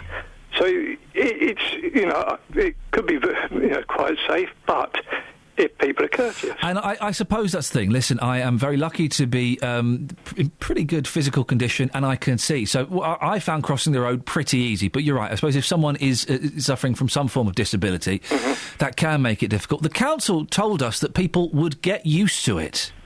That's not the case then, I guess. No, because people are used to seeing pedestrian crossings, with lights and with designated areas of the zebra crossings or pedestrian crossings. I think it's very difficult because I agree, a lot of the drivers are courteous. A lot of the people crossing the road get across reasonably well. I tried yesterday afternoon a couple of times. The two down by the theatre, the Grove Theatre, in that long road, I got across reasonably well. I came to the one at the bottom of Queensway, and I waited for 5 cars. 5 cars went by, didn't even attempt to stop. The 6th car did. I got across there pretty well, but then a bus again appeared round on the busway. But it's the fact, I was talking to people last night, just rung round, I know I was coming on this morning, and I didn't have anybody who was happy with the situation. Central Bedfordshire Council says it's aware of the problems and is looking to improve things further. What do you make of that? Well, to be honest, to make it safer for car drivers, pedestrians, if they are looking at it, a lot of money's been spent on it already, and maybe these things should have been sorted in the planning stage. What would you like to see done, Clive? Probably just raising the awareness with maybe temporarily better signage, generally looking at the whole problem and talking to people and getting the feedback and acting on that. Clive, I appreciate your time this morning. If you are aware of the road, then do give us a call. That's Clive Bates, 08459 455 555. Steve's in Dunstable. Good morning, Steve. Hello, morning. Now, Steve, for the past, nearly 2 years, you've been calling me with a load of old rubbish. But if I'm completely honest, it might be rubbish to you, mate, but, to me it perfectly makes sense. I know, and but what's so terrifying is the last 3 or 4 phone calls, I found myself agreeing with your slightly bigoted views. Well, there you go. What you got for us today? I'm hoping I disagree with you strongly. Well, you might not. Anyway, why have 4 or 5 crossings in a piece of road that's less than a mile long? And also, why don't you just put a zebra crossing there? Get rid of all them speed ups and have one zebra crossing. Well, why should we keep stopping for people? If I don't want to be courteous, I'm driving over it. It's not law. It's not by law. If they put a zebra crossing there, I cannot. Obviously, I've got to stop, which is fair enough. You know where you are. No, Steve. Here's the thing. If someone's standing at the side of a zebra crossing, do you have to stop? Well, I would stop, because they're on the way. You don't have to. You don't have to stop if someone stood at the side of a zebra crossing. Do you know when you have to stop? When they put the foot on it. When they put the foot on it. Yeah. Yeah, well, by that point, you're aiming for the foot. I'm on the case. Yeah. Oh, man, I can't believe that we're becoming friends. You might have a good point. Or just, a pelican crossing. Yeah, but the thing is, if I was to cross that and some muppet decides to cross in front of me and I hit them, am I in the wrong, or are they in the wrong for crossing? Or at the end of the day, it's courtesy, which is a load of rubbish. It's either a basic law. It's either you stop because you have to stop, or you don't. And if people ain't courteous, I'm not sometimes. You get a bad mood to drive a car. You think bollocks, I'm going. Well, Steve, thank you very much indeed. Apologies to anybody. There's a category B. Category B. Apologies. I know you weren't offended, but maybe some people have got young ears in the car, or you're listening over your breakfast, and it's not the kind of potty language we need. So apologies if anyone was offended by Steve's passion on the subject of discourtesy. Quite discourteous for him to use that word, wasn't it, really? 08459 455 555 is the telephone number. Should we have a little look at some of the front pages of the newspapers? Yes. Let's do the important newspapers, what I like to call the Holy Trinity of the Daily Mail, the Express and the Sun. Lib Dems in meltdown, says the Daily Mail, gleefully rubbing their hands and loosening their belts. They're excited. Very excited, like rats in a sack. This is the line. Like rats in a sack, the touchy-feely party turn on themselves and their leader in one of the most poisonous days in modern politics. The poison at the heart of the Liberal Democrat Party burst into the open last night after an explosive resignation statement which rocked the political establishment. A fella stepped down because he conducted a survey. Rats in a sack? That's a great image. The Daily Express, your savings are slashed again, and there's a picture of the selfie, Tom Cruise and Susanna Reid. I don't see... she's getting attacked for taking a selfie with Tom Cruise. Admit it, you'd do it. Kath, if you were with Tom... No, play it cool, mate. Play it cool. You would totally take a selfie with Tom Cruise. Nope. Kelly, you would totally take a selfie with Tom Cruise. Yeah, 100%. Of course you would. And That's not the conversation we had yesterday about Tom Cruise. I'll take a selfie with a Tom Cruise lookalike. Yeah. A cruisie. Just anyone. Catherine, why are you lying? You're just trying to look cool with the hipsters. No. Hipsters don't live in beds, hearts and bucks. Hipsters take selfies. I'm not a hipster. You're not a nothing. Oh, not a nothing. You're not a nothing. I am something. Oh, nuts. You got me there on a double negative technicality. Dave Luton, you'd take a selfie with Tom Cruise, wouldn't you? Well, you're joking, aren't you? What? Well, I'm a man. He's a man. I'm not one of them. No, well... You steady. Yeah, steady. Steady, but yeah. Do you know what a selfie is? Well, you tell me. Well, what do you think it is? No, you tell me. It's when you take a photograph of yourself. Really? I don't even want to know what you thought a selfie was. Okay, let's phrase it in old man language. No. You'd take a photograph of yourself with movie actor Tom Cruise, wouldn't you? No. Why? Well, who wants to know about having me photograph with him for? Who want... Just so many random words in these sentences, Dave. Yeah, I know. If you were with Tom Cruise and you had the ability to... No, I'm not interested in Tom Cruise. If you were with Tom Cruise... No. Is this Jeff? This is Dave. Oh. If you were with Tom Cruise... Give me... I'll have it up with... I'll have a photograph... You're not having it up with anybody. It's a photograph. No. Yeah, I'll have a photograph with Kelly or Catherine. Right. If you were with Tom Cruise... No, go on in. Oh, dear. If you were with Tom Cruise... I come on the radio regarding famous handkerchiefs, and I'm talking about Tom Cruise here. If Tommy Cooper, have you forgotten his handkerchief? Okay, right. If you had the opportunity, if you're with Tommy Cooper... Oh, yeah, I would, and Tom Cruise... No. Why? Because I don't know it's Tom Cruise. Right, he comes up to you and goes, hey, I'm Tom Cruise, right? And you're stood next to Tom Cruise. No, would you take a photo of yourself next to him? No. Why? Because I wouldn't. I don't like him. Dave? If I don't like a person, I wouldn't have a photograph taken by the side of him. Dave? Yeah, go on. Do you drive? Yes. Okay. So, Tommy, famous handkerchiefs? Tommy Cooper. I don't remember his handkerchief. He had a fez. He did. He always had a handkerchief in his top pockets. He gave me that in 1968 at Caesar's Palace, Luton. Hang on, you've got Tommy Cooper's famous handkerchief? Yeah, but unfortunately, 1 year, about 2 years later, my wife was emptying... getting out some old clothes, and she threw the handkerchief away. So, as far as we know, that story could not be true? Well, it is true. Well, where's the evidence? Where's the ev? Well, that's unless there's somebody there that saw Tommy Cooper that day at Caesar's Palace, Luton. What was the date? What was the date? If you'd taken a selfie, Dave, then we'd have the evidence. I believe it was 1968 at Caesar's Palace, Luton. Tommy Cooper. Listen, we'll put it out there. Were you at Tommy Cooper's Caesar's Palace in Luton, 1968? Did you see Dave Luton being handed a handkerchief? It was in front of the audience, was it? It was in the audience. Okay. He came straight. He came past me and he gave me his handkerchief. And if no one calls in, Dave, we have to assume that's a lie. Well, they can do what they like, can't they? Well, they can do exactly what they like. Yes. Yeah. It's democracy. Really. Yeah. Exactly. Yeah. I don't care. Yeah, well, I'm saying it's Tom Cruise. Yeah, I'm exactly the same as Tom Cruise. Yeah. Well, yeah. I don't like Tom Cruise. Well, I don't. But I'd still have a picture with him. No, I wouldn't. What for? Across beds, hearts and bugs. This is BBC Three Counties Radio. Yeah, I know. Just Simon, hold your horses. Nicola?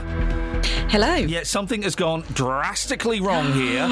Can you do... and it's a similar tune, different words. Can you do the travel over the news bed? Yeah. Away you go. So the M1 at London bound building up around junction 9 for Redbourne. And in Park Street, the A414 is looking a little bit busy around the Park Street roundabout at the moment. Very slow at the moment on the M25 heading anti-clockwise between junction 21 the M1 and junction 20 Kings Langley. Traffic lights aren't working at the moment in Bushy Heath on the Common, just at Common Road. And looking rather slow on the Barnet bypass heading southbound between Stirling Corner and Mill Hill Circus. And delays of up to 20 minutes on First Capital Connect between Bedford and East Croydon and Luton and Streatham. That's due to some emergency engineering works. They're hoping that it'll be back to normal service by about 8 o'clock this morning. Nicola Richards, BBC Three Counties Radio. Across beds, hearts and bugs. This is BBC Three Counties Radio.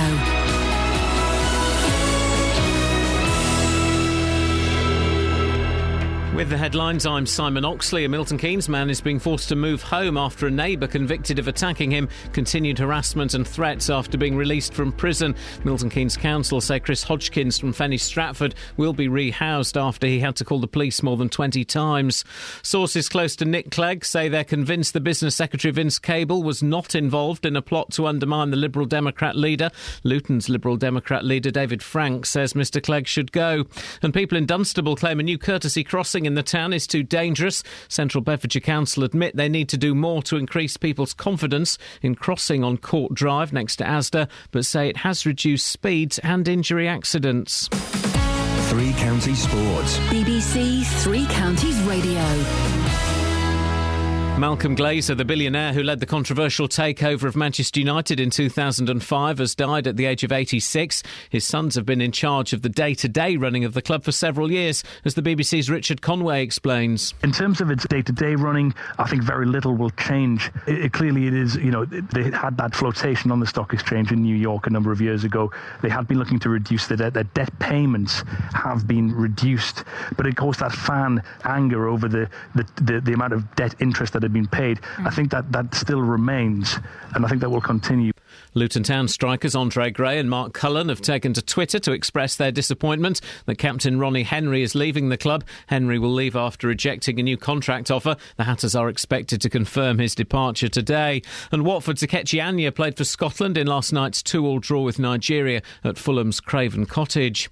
England's cricketers thrashed Sri Lanka by 10 wickets in the third one-day international at Old Trafford. Chris Jordan took 5 wickets to help dismiss the tourists for just 67. England now 2-1 up in the 5-match series with the 4th game at Lord's on Saturday. Jordan now being tipped for a test place. I'm just concentrating on Lord's. Today I was concentrating on today. Have the jawline under today, cut today's finish and move on to Lord's and we'll see where we get to in the end, at the end of the series. Andy Murray plays his second round match at the French Open today. The British number 1 takes on the Australian Marinko Matosevic. And Tiger Woods has ruled himself out of next month's US Open. Woods is still recovering from back surgery, which kept him out of the US Masters. BBC Three Counties News and Sport. The next full bulletin is at 8. Marinka who? Marinko Matosevic. Thanks very much. Across beds, hearts and bucks. This is Iain Lee. BBC Three Counties Radio. Oh, I like the names of the foreign people. 08459 455 555. We really are having a humdinger of a show. Podcast alert, guys. We do a weekly podcast, and boy, it's really successful, and it's actually very good sometimes, despite myself. This week, we are short of material. So, if you call in and just say, I have some podcast filler, we'll put you straight on it. It can be anything, a fantastic story, an outrageous story, a made-up story. We just need content. 08459 455 555. And this is genuinely a brilliant phone-in. Have you ever had to evacuate somewhere? Catherine Boyle had to... You had to evacuate... It was the science class, I'm assuming. Yep, chemistry. We were generally using the Bunsen burners for the use that children do. Imagine giving fire to children. No, we used to have... none of our pens were straight by the end of those lessons. No, man alive. None of the hair was singed as well. Everything was a bit melted. Yeah. Pencil cases. And the wall. Yeah. Because one of the girls put her Bunsen burner a little bit too close to the posters. They went. And you got evacuated? We got, evacuated. I bet the teachers... It was the most exciting thing that happened all year. Of course it was. And that's the memory you've kept of school. Have you ever had to evacuate somewhere? 08459 455 555. And Dealey, well, you claim to have come up with phoning gold. Morning, boss. I'll be honest, we ain't had too many phone calls. Well, listen, I'm on the streets in Luton this morning. I've got 2 stories already on this. Have you ever slipped on a banana skin, or does it only happen in cartoons? You are going to hear those stories a bit later on. Again, I encourage anybody who has a banana skin story to give you a call right now. But Ian, the reason I'm here right now is because I have a public warning. We've kind of stumbled across a news story here about banana skins. A lot of people saying to me that they've noticed them in the last couple of weeks, more of them on the streets. One lady claims she counted 5 this morning. The roads affected are London Road and Ashton Road in Luton. So just to warn you, if you're going to be walking down those roads this morning on the way to work, apparently they are littered with banana skins. And one lady said to me, you could break your leg. These people, they are disgusting. Yeah. Is that Look East? Yeah. We got a story for you. We got a story for you. Yeah, no, hang on. OK, yes, OK. Justin, Look East are going to give you a call a bit later on. Lovely. Hang on 1 second. Yeah, is that Eddie Mayer? Yeah. Listen, I don't care. You're doing Nick Clegg tonight. Drop it. There are 5 banana skins on the streets of Luton. Yeah? OK, great. That's quite a lot for one street. Come on. It's a lot. Come on, that's a lot. It's a lot, It's a big Justin. increase. And I'm assuming you're going around and, I don't know, picking them up? Yes, I will be later on. Good lad. Let me get some more stories first. Have you ever slipped on a banana skin, or does it only happen in the cartoons? Justin, thank you very much indeed for your input this morning. Thank you, boss. Thank you, sir. And there he goes. The front page of The Sun, George in 999 drama. 2 ambulances called. Star rushed to hospital. George Michael has been taken to hospital after suffering a mystery collapse. 2 ambulances, with blue flashing lights, were sent to the 50-year-old singer's North London mansion following a 999 call. Now, I know where George Michael's house is. Right? So am I allowed to tell people where George Michael's house is? No. I know exactly where it is. Yeah. My wife was at a party in the house next door, and they kept looking over his wall. What did they say? Club Tropicana. The drinks were certainly free. I can't remember what they saw. I think they saw like a horse statue. I think there was like a wooden horse or a wicker horse. Posh gnome. Yeah, something like that. But I'm not allowed. Why am I not allowed to give his address out? Should I give your address out? You don't know it? I do. Do you? Yeah. Oh, God. Well, no, don't give mine out. Why? Do you live next door to him? Yeah. That's why I saw a wicker horse. That was the party that my wife was at. She didn't go to the wicker horse party. Paramedics stayed for 4 hours before driving the former Wham star to hospital. OK, this is the thing, right? There's all this talk about Bros getting back together. Who cares about those losers? They sucked, and one of them was really, really rude to me. And do you know what? I just couldn't care less about those losers. But when is Wham going to get back together? Wouldn't that be awesome? Wouldn't that be awesome? Why at the opening of the Olympics did George Michael sing a new song when instead he should have got his big old red 60s semi-acoustic guitar and said, ladies and gentlemen, Mr. Andrew Ridgeley, they should have come out there and done a medley. Whipped their trousers off, white shorts. Totes. When are they going to do that? By the hand and I would pay, I don't want to go because George Michael's concerts are so... Sorry? Club Tropicana drinks are free. Don't know how they make any money. Why? Because George Michael concerts are really boring. Right? Because he just sings like old songs, isn't it? He just sings like old slow songs, and the one about getting caught with his trying to touch a policeman's winkle. He does those songs. That's it. Well, what you want is the hits. I'll let him go as far as Freedom, and then he has to stop. Wham rap. Well, you want Wham Rap, you want Last Christmas, even if it's in the summer. I couldn't care less. And Wake Me Up Before. Just do that, guys. Come on. I would pay to go and see that. I don't even like them. Are any of them your mates? No. Oh, so you can't sort it out or anything? Well, no, I can't sort out a Wham reunion. Or can I? Maybe this here is the start. This is the ball that gets the... Rolling. This is going to gather some moss. Get some rolling. This stone is going to gather some moss. It's rolling. It's rolling. Rolling. Am I the only person... Yes.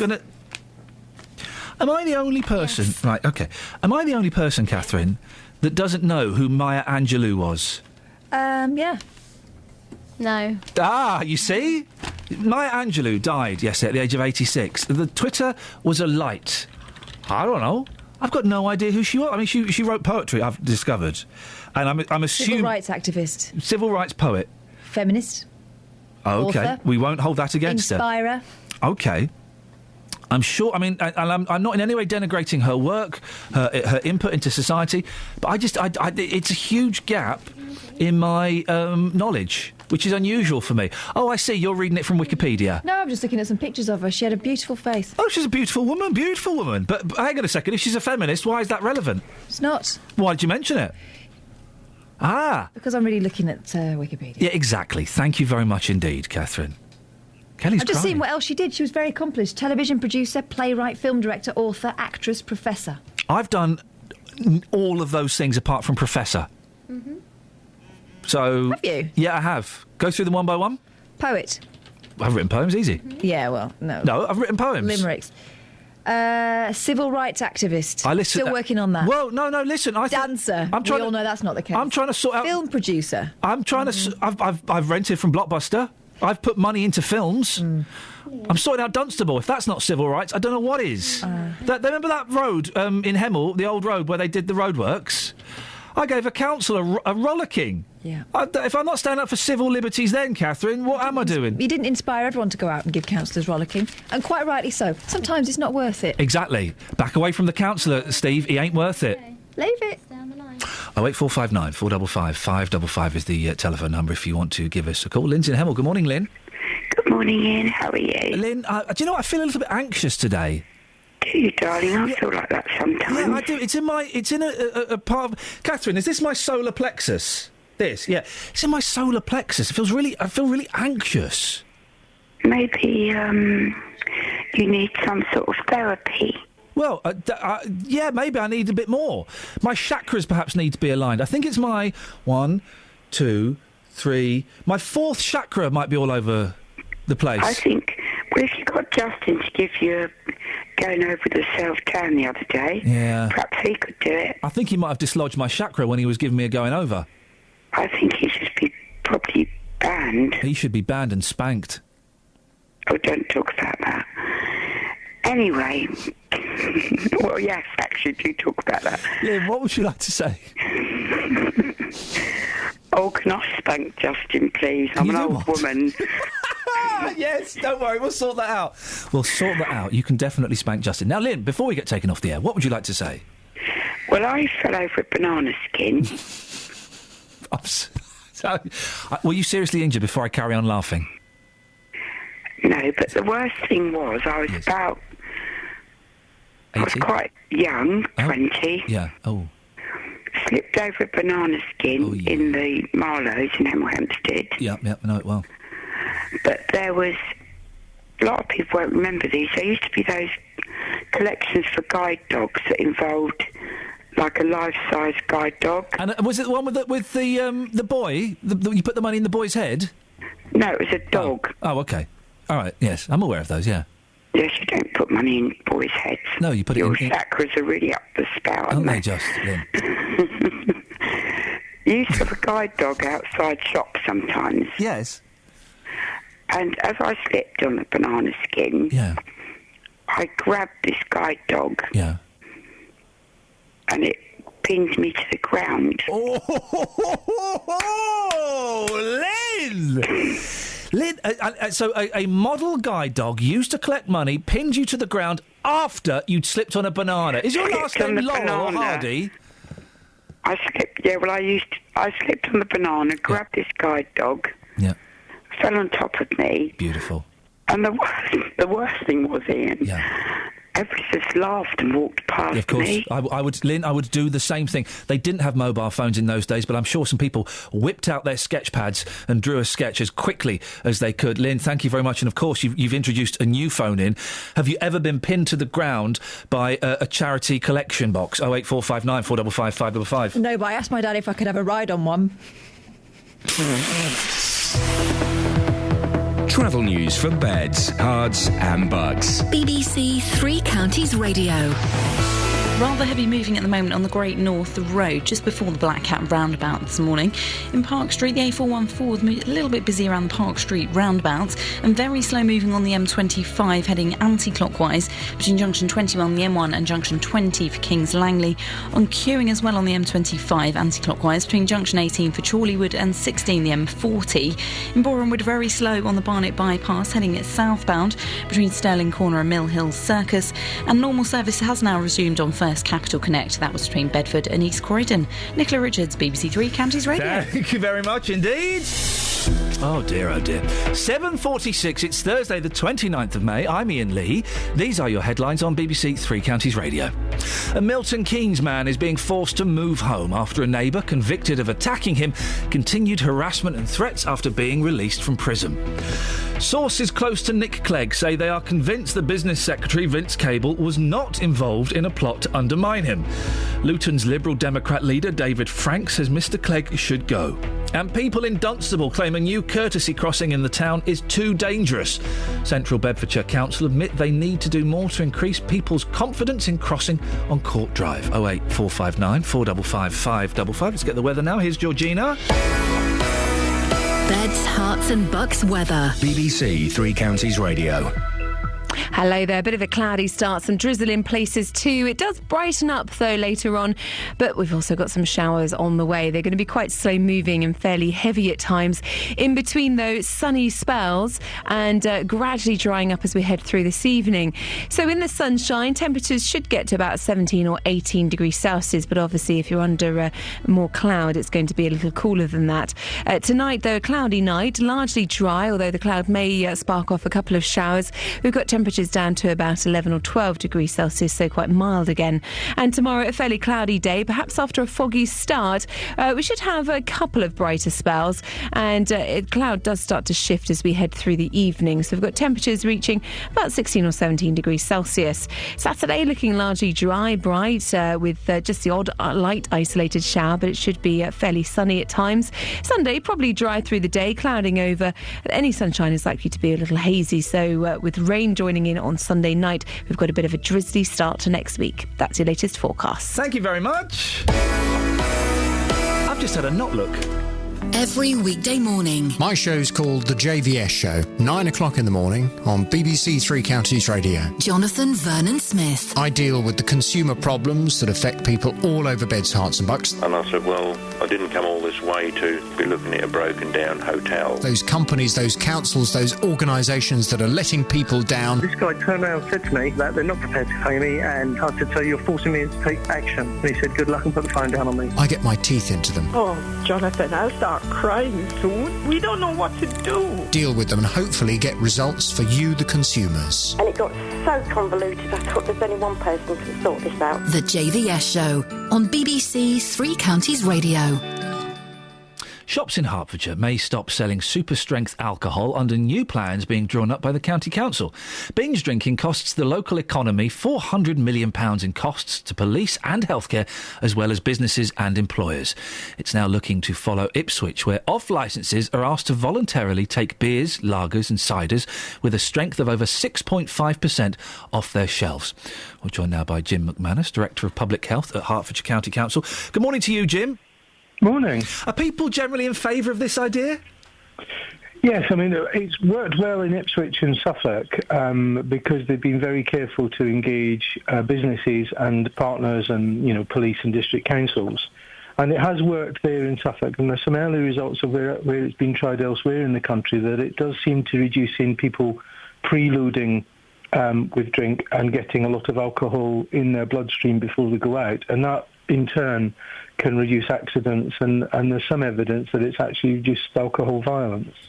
Does it not? Because it's voluntary, of course. So the shops don't have to do this. Does it not just encourage boozers to go to the off licences that do stock this strong beer and lager and cider? Well, you'd think, wouldn't you? But apparently it doesn't, for three reasons. One is the shops stock a different range of stuff. They also can work on customer loyalty, and actually there are lots of. It's usually accompanied with lots of publicity and information, so that people understand why super strength alcohol is not a good idea to buy lots of. And then finally, actually, in most areas, you get as many retailers as possible together to kind of lead the voluntary removal from shelves, so that actually the supply does begin to dry up a little. Where are we in these plans, Jim? When is this going to happen, and who have you been speaking to? Well, firstly, the alcohol plan, which has about 30 or 40 different commitments and work streams in it, has just gone through the County Council, and it's been discussed with our partners in the police, the district councils, the NHS, has been discussed with alcohol-related voluntary groups, as well as people who are recovering from alcohol problems. And the next stage is to then start discussing this in detail when we see the results from Suffolk and Ipswich. So sit down with chambers of commerce, sit down with local councillors, sit down with as many local stakeholders as possible and look at where it will work. So on the super strength alcohol, it's very early days. On some of the other stuff like prevention and education and alcohol-related services, we're already rolling those out. The super strength alcohol, the self-imposed ban, who is that really aimed at? Because I don't know that people going out for a booze up on a Friday necessarily do go and buy some Diamond White and some Tennants. That's primarily drinkers, heavy drinkers and alcoholics and homeless people in city centres. Is this primarily aimed at them? No. One of the things about Hertfordshire is that if you look across Hertfordshire, the pattern of consumption of alcohol and the pattern of health problems looks different in every district of Hertfordshire. So there are some bits of Hertfordshire where what we're seeing is middle-aged people being admitted to hospital with liver disease because of nightly regular drinking of too much alcohol. In other bits of Hertfordshire, you have got young people who will preload before they go out on the nighttime economy. So it's not just homeless people. It's not just about people who maybe can't afford other types of alcohol. It is about a large variety of different types of people. And one of the things we're seeing through our drug and alcohol service is actually we're seeing quite a variety of those people come through. The number of people accessing our drugs and alcohol service last year went up in Hertfordshire by 26%. Are we not punishing the responsible drinker? Not by removing super-strength alcohol, I don't think, no, because you can still get alcohol, you can still get quantities of alcohol. We're not restricting choice from other types of alcohol, but we've got to face facts that actually super-strength alcohol does create some major crime, disorder and health problems. So I don't see how that's punishing people, it's actually keeping people safe. Jim, I appreciate your time this morning. No doubt we'll talk about this again as this project moves on. Jim McManus, Director of Public Health at Hertfordshire County Council, would like to know your thoughts on that, please. 08459 455 555. Across beds, hearts and bucks. This is Iain Lee. BBC Three Counties Radio. We didn't do all the papers, did we? Let's do the other papers. Yes, the front page of The Guardian. Maya Angelou, a woman of passion, compassion and daring, dies aged 86. Man up and return to face charges, Kerry tells Snowden. John Kerry, the US Secretary of State, has told Edward Snowden to man up and return to the United States to explain his actions to the American people.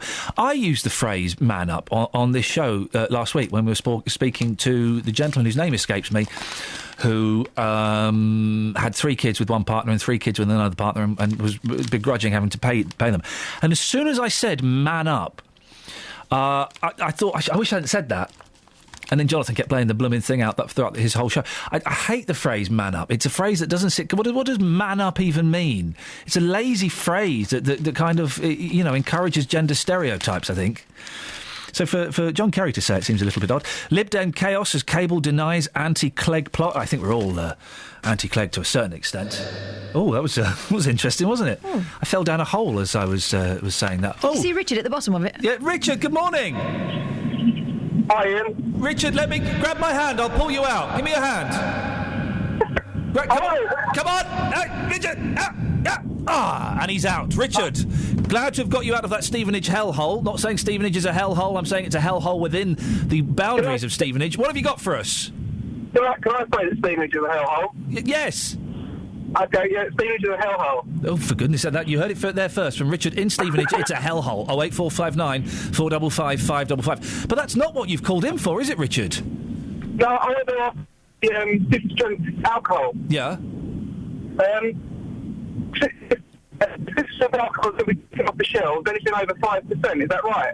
I think 6.5%. Okay, now, I quite enjoy a premium lager, like you get your Belgian or your German beers. Oh. And sometimes they can go up to, even 10%. Yeah, you're right. The foreign dirty brown beers. Well, I wouldn't say they're dirty. Well, no, literally in description of their colour, they're quite often quite a muddy brown, aren't they? Yeah, you can get them. They're quite cloudy. Yeah. But if they're going to take them off the shelf, then you're going to punish the responsible drinker who enjoys like a decent beer. I wonder how specific this is. Whether it does. I would like to think, Richard, it wouldn't include the specialist beers like that, and it would be things like Diamond White and Tennant Super, which man alive, I've drunken. I drank Tennant Super as a young man. Flippin' heck. What a drink! Why would anyone choose to drink that? They choose to drink it because they want to get walloped really quickly, don't they? Richard, I do wonder when these kind of... I'll let you go because the line's not great. I do wonder when these self-imposed drinking bans are brought in, if it is going to punish responsible drinkers. But really, who drinks... I'm sorry to pick on Tennant Super. There are other equally as strong, cheap lagers, but you drink those... because you want to get hammered really, really quickly, don't you? You're not going to go, guys, to go with this fantastic meal that Deirdre's cooked. I've got something very special. If we go to the fridge, that's right. We got 2 cans of Tennant Super each. Shall I pour? You don't do it as part of a classy night. You do it because your life is a wreck and she has left you and your children won't speak to you anymore and you lost your job and you want to stop feeling for even just a little while. 08459 455 555. Beautiful picture I painted there, wasn't it? Yeah. Where's Curls Bells? She's gone to get us a brew. Oh, yeah. The kind that won't leave us feeling like that. In that case, she can stay away as long as she wants. Have you ever had to evacuate an evacuation situation? 08459 455 555. And Justin Dealey's put it out there. I've seen it happen. Has it happened to you? Have you ever witnessed someone falling on a banana skin? Someone on Twitter wants to take it a stage further. Ever trod on a rake and had it smash you in the face? Travel news for beds, cards and bugs. BBC Three Counties Radio. Looking rather heavy now on the speed sensors on the Great North Road, heading southbound just before the Black Cat roundabout. In Bricketwood, very heavy as well on the North Orbital Road, just off the M25. The M25 itself heading anti-clockwise. It's queuing at the moment on the sensors between junction 19 for Watford and 16, the M40. In Bushy Heath, traffic lights aren't working on the Common, that's at Common Road. And in Boreham Wood, rather slow moving on the Barnet bypass between Stirling Corner and Mill Hill Circus. Taking a look so far at the trains, not seeing any reported problems or delays. Everything's running to time. Nicola Richards, BBC Three Counties Radio. Thank you, Nicola. Half-term shows are weird, aren't they? I feel like we're having to do all the work, guys. Come on, give me something. Give me some slack. We'll take your phone calls and we'll talk more about banana skins after the latest news with Simon Oxley. Local and vocal across beds, hearts and bucks. This is BBC Three Counties Radio.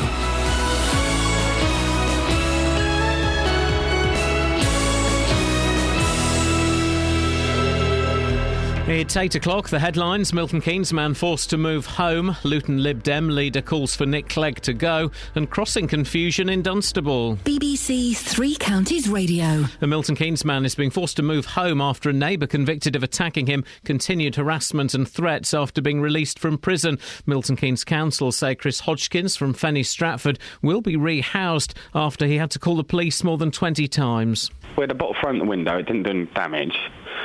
Then they were standing outside, obviously trying to entice me to come out, which I didn't. I called the police, and sometimes it's taken 37 minutes for police to turn up. on a 999 call. Sources close to Nick Clegg say they're convinced the business secretary Vince Cable was not involved in a plot to undermine the Liberal Democrat leader. Mr Cable has faced questions over controversial opinion polls commissioned by his long-standing friend Lord Oakeshott. Luton's Liberal Democrat leader David Frank says Mr Clegg should go. The issue is getting people to listen to what you're saying and to believe what you're saying. And Nick Clegg has lost the trust of people. And this isn't going to change. That's why I think he should now stand aside. A letter signed by more than 50 leading scientists is asking the World Health Organization not to regulate electronic cigarettes. The open letter says e-cigarettes should instead be regarded as a significant health innovation. Doctors' leaders say too little is known about the long-term effects. Shops in Hertfordshire may stop selling super-strength alcohol under new plans being drawn up by the County Council. Binge drinking-related issues costs the Hertfordshire economy over £400 million a year. Jim McManus is Director of Public Health. There are some bits of Hertfordshire where what we're seeing is middle-aged people being admitted to hospital with liver disease because of nightly regular drinking of too much alcohol. In other bits of Hertfordshire, you have got young people who will preload before they go out. So it's not just homeless people who maybe can't afford other types of alcohol. People in Dunstable claim a new courtesy crossing in the town is too dangerous. Central Bedfordshire Council admit they need to do more to increase people's confidence in crossing on Court Drive next to Asda, but say it has reduced speeds and injury accidents. Locals say the layout is confusing for motorists and pedestrians. The people of Dunstable are paying for these facilities of the roads. The council's not listening to them at all, not listening to one iota. You take your life in your own hands. If you don't just go for it, you'll spend hours waiting for anybody to stop. I've seen him go down here at 50 miles an hour. Seriously? Yes. In sport, Malcolm Glazer, the billionaire who led the controversial takeover of Manchester United in 2005, has died at the age of 86. His sons have been in charge of the day-to-day running of the club for several years. The weather cloudy with rain this morning with a mixture of sunshine and showers this afternoon. A maximum temperature 18 degrees Celsius. And you can get the latest news and sport online at bbc.co.uk/3 counties. BBC Three Counties Radio's big tour of beds, hearts and bucks. I think it's a great place to live, personally. It's got a lot of things for people growing up. And all this week, we're featuring Dunstable. Best part of Dunstable, the Priory Church. It's just full of history and I love it. Dunstable Downs, which attracted us to come here. It's all about where you live. It's a lovely town, it's got a great history. The big tour of beds, hearts and bucks. BBC Three Counties Radio.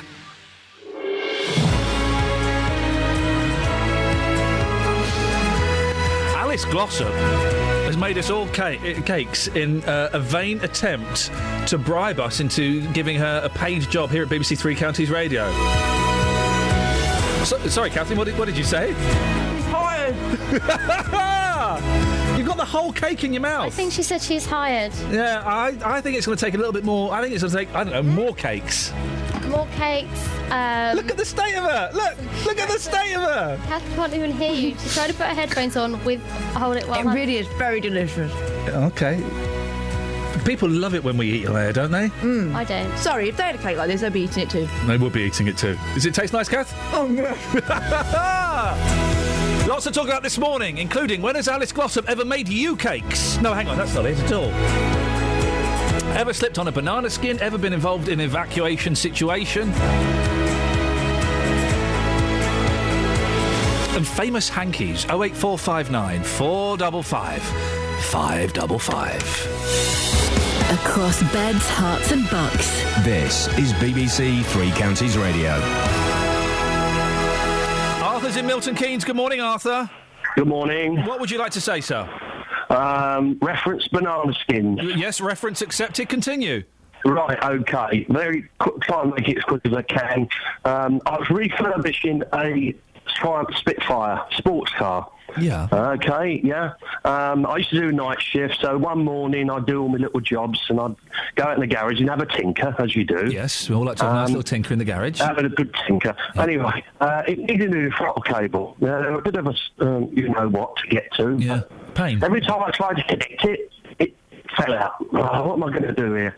I'll get a broom handle and squeeze that onto the throttle, and then I can get the cable on. Yeah. Did that, and I'm just getting it on, and I knocked the wood, the throttle hit my elbow, and give me a whack on the funny bone. I got out of the car, and I'm holding me elbow thinking, it's giving me jip.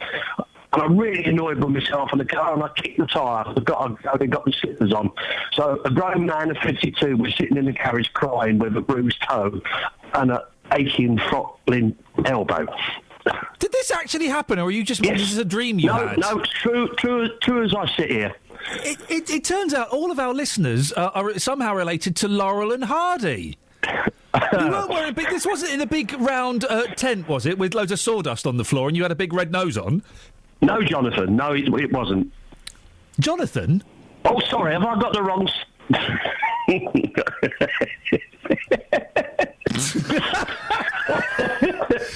I normally talk to a higher class sort of presenter, you know. Arthur, you are very, very welcome. It's an honour to be mistaken for Jonathan Ross. I'm assuming he's talking about. I don't know any other Jonathans. Thank you, Arthur. You clown. 08459 455 555. Now, an ex-firefighter from Milton Keynes says a decision to release his attacker back into his neighbourhood is making his life unbearable. Chris Hodgkins was left with a fractured skull and 37 stitches after being assaulted. The man who did it was jailed for 12 months but released in 5. Well, now Chris says he's being intimidated by him and his friends. We asked Thames Valley Police and Crime Commissioner Anthony Stansfeld to come on the programme, but he refused, saying he didn't have enough information on the case, despite us offering to give him some information on the case that his police officers were looking into.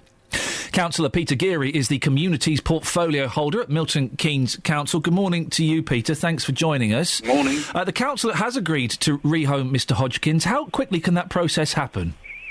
It's a process that takes a while, rehoming. Sometimes it can happen immediately. It depends whether there's suitable properties and in the right location that's there. But the council team will be looking at that pretty much immediately and working very hard, I think, to try and find a suitable I can't remember the exact phrase, and hopefully this will ring a bell with you. He said he was something like a code 2 or something. What does that mean?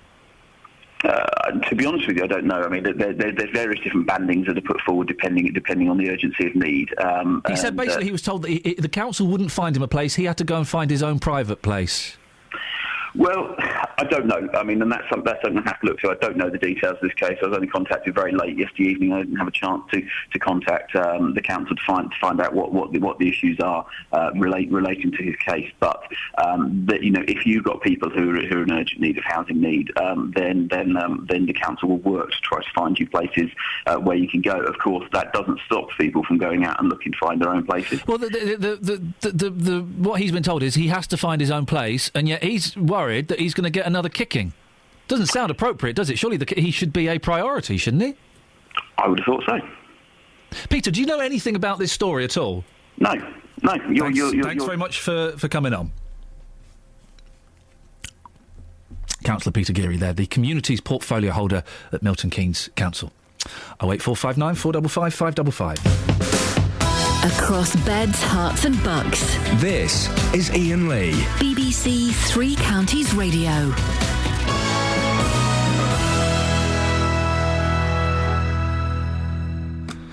Right, 08459 455 555 is the telephone number. The Daily Telegraph. Cable in Lib Dem leadership bids. Business secretary implicated in shambolic coup to oust Clegg as party digests wipeout in local and European elections. That's the Daily Telegraph. They've got their guns out for him, haven't they? They're not keen to have him at all, are they? And there's a picture of some old men using a computer. There, with the 70th anniversary of D-Day approaching, Chelsea pensioners are joining the internet age. Wi-Fi is being installed throughout the Royal Hospital, Chelsea. And there's this story. I don't quite get this story. Believe it or not, cynicism triples risk of dementia. Cynics are 3 times more likely to develop dementia than those whose faith in humanity, a study has shown. Believing that others are motivated by selfishness or that they lie to get what they want appears to radically increase the risk of cognitive decline in later. Well, I'm screwed in that case. I'm cynical about everything. I'm cynical about absolutely everything.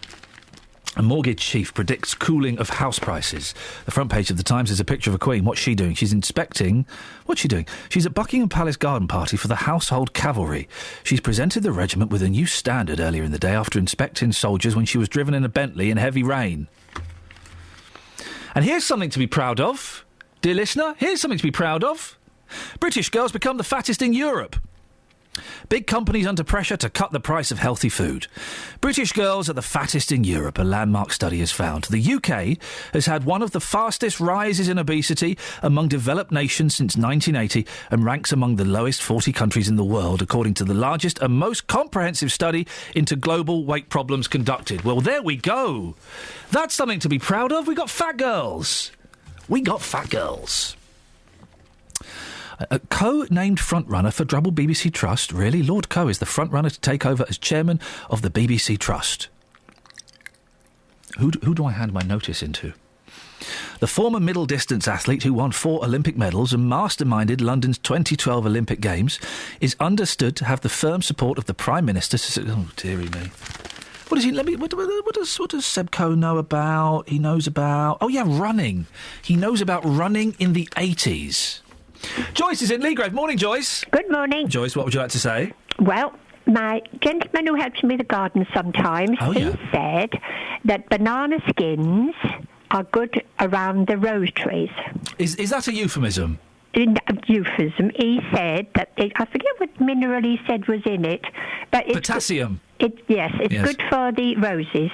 And while I was taking the liberty of being on the radio, could you kindly ask anybody, please, how to get rid of fairy rings on your lawn? What? Fairy rings. What on earth is a fairy ring? Have you never seen those? I don't know what a fairy ring is. OK, it's a big, dark circle in your middle of your lawn or whatever, on your lawn, and when you go out to look at it, you say, what's that on my lawn? And it's huge, about sort of 1.5 meters wide, and it is little toadstools. And it grows, and we always call them fairy rings. And when I went up to a little garden shop at Sundon, 3 little old chaps there smoking. You know the way you do, don't you? I think so. Yeah. You've entered the realm of fantasy. Sacks around the waist and things like that, you know. And I said, while my daughter's sorting what she wants out, I wonder, do you know what would get rid of fairy rings, please? And the only one suggestion I got from this other man in the corner, looking under his eyebrows, as you do, and he said, try washing up liquid and water. So I said, what sort then? What? Yes. Fairy liquid. Did you get fun?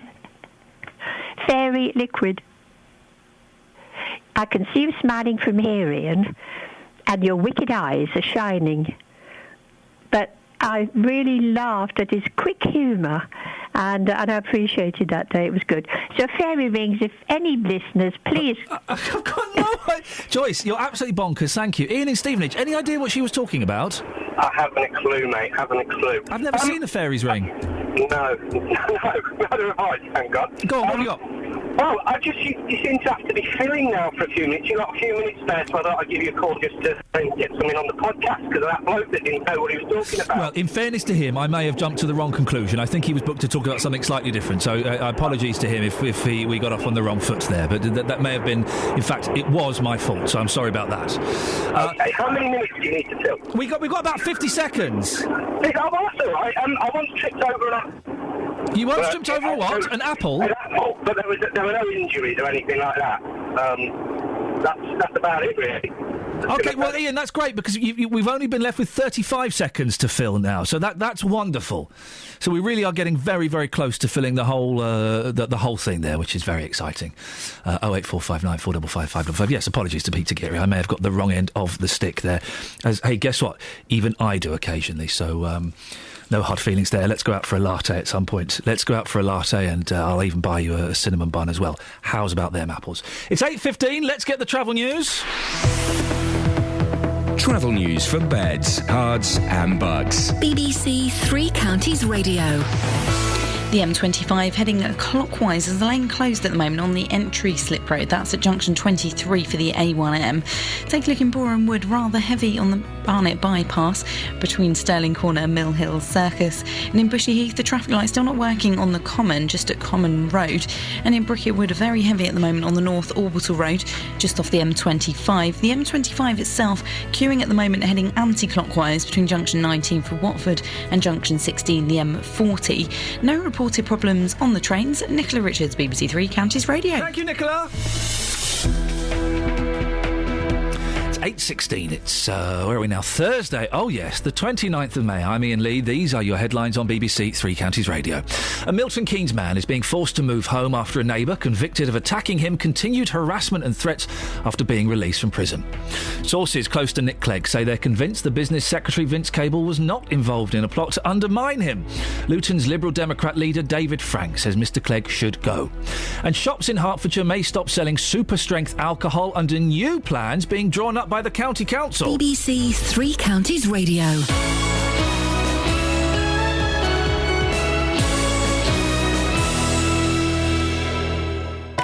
Roberto Perroni. Gardeners wanting to rid their spring flower beds of snails can ditch the beer traps and eggshells and instead develop a strong throwing arm instead. Weekdays from 3. I don't think there's any ethical dilemma about throwing them as opposed to killing them. It's clearly better to throw them. Hertfordshire Police are warning drivers to take extra precautions with their vehicles following a rise in the number of cars stolen using specialised hacking equipment. 2/3 of teachers say poor writing has prevented them giving the marks a student truly deserves. Roberto Perroni. I do the animal stories. I also do the space stories, apparently. Weekdays from 3 on BBC Three Counties Radio. Weird things are happening here. You've told me an uncomfortable story about a tomfoolery.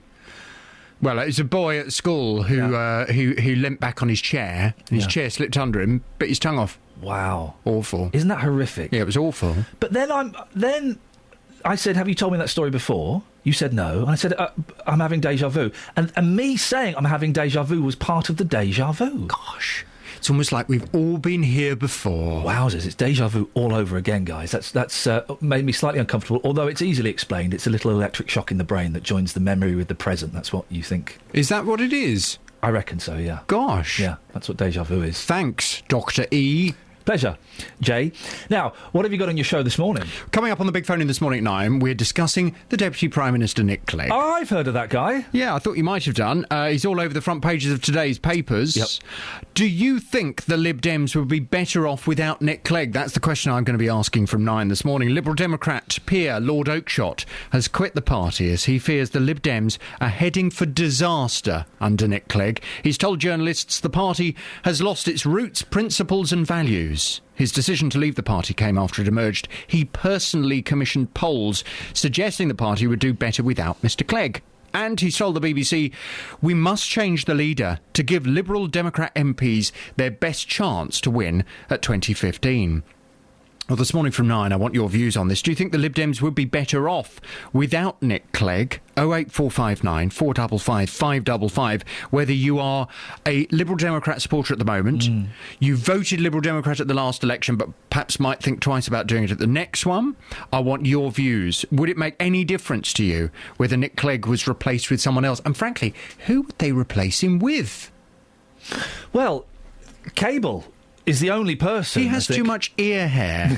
Oh, wow. Yeah, he does. I can't, whenever he talks, I can't concentrate on anything he's saying because I just keep thinking, why does no one tell him to trim his ears? The thing is, he can't do it now because we'd all know. And the next speech he gave, we'd all go, oh, look at his ears, he's trimmed them. Didn't they look better? He's taken years off his ears. It's like the Amazon rainforest is coming from his ears. Yeah. Well, so you're saying he may well be a very intelligent man, but someone needs to tell him to sort his ears out.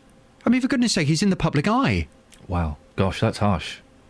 Well, we all recognise... I mean, I have to now trim my nose because it sprouts. Do you have a trimmer, or what's your technique? Because I have a nasal trimmer. No, I have a proper nasal trimmer. I have to get right up there. Oh, but you need some... Where is this coming from and where is it going? You need some nasal hair to to stop bacteria getting into your body. Yeah, but there's plenty of hairs further on up. You don't need them actually sprouting out of your nostrils or out of your ears. Wowzers. And, I really don't understand how any self-respecting man in the public eye can allow his ears to sprout like that. So the question is, should Vince Cable shave his ears? Have I got that right? No. Do you think the Lib Dems would be better off without Nick Clegg? We'll debate it on 08459 455 555 at 9. Across beds, hearts and bucks. This is Iain Lee. BBC Three Counties Radio.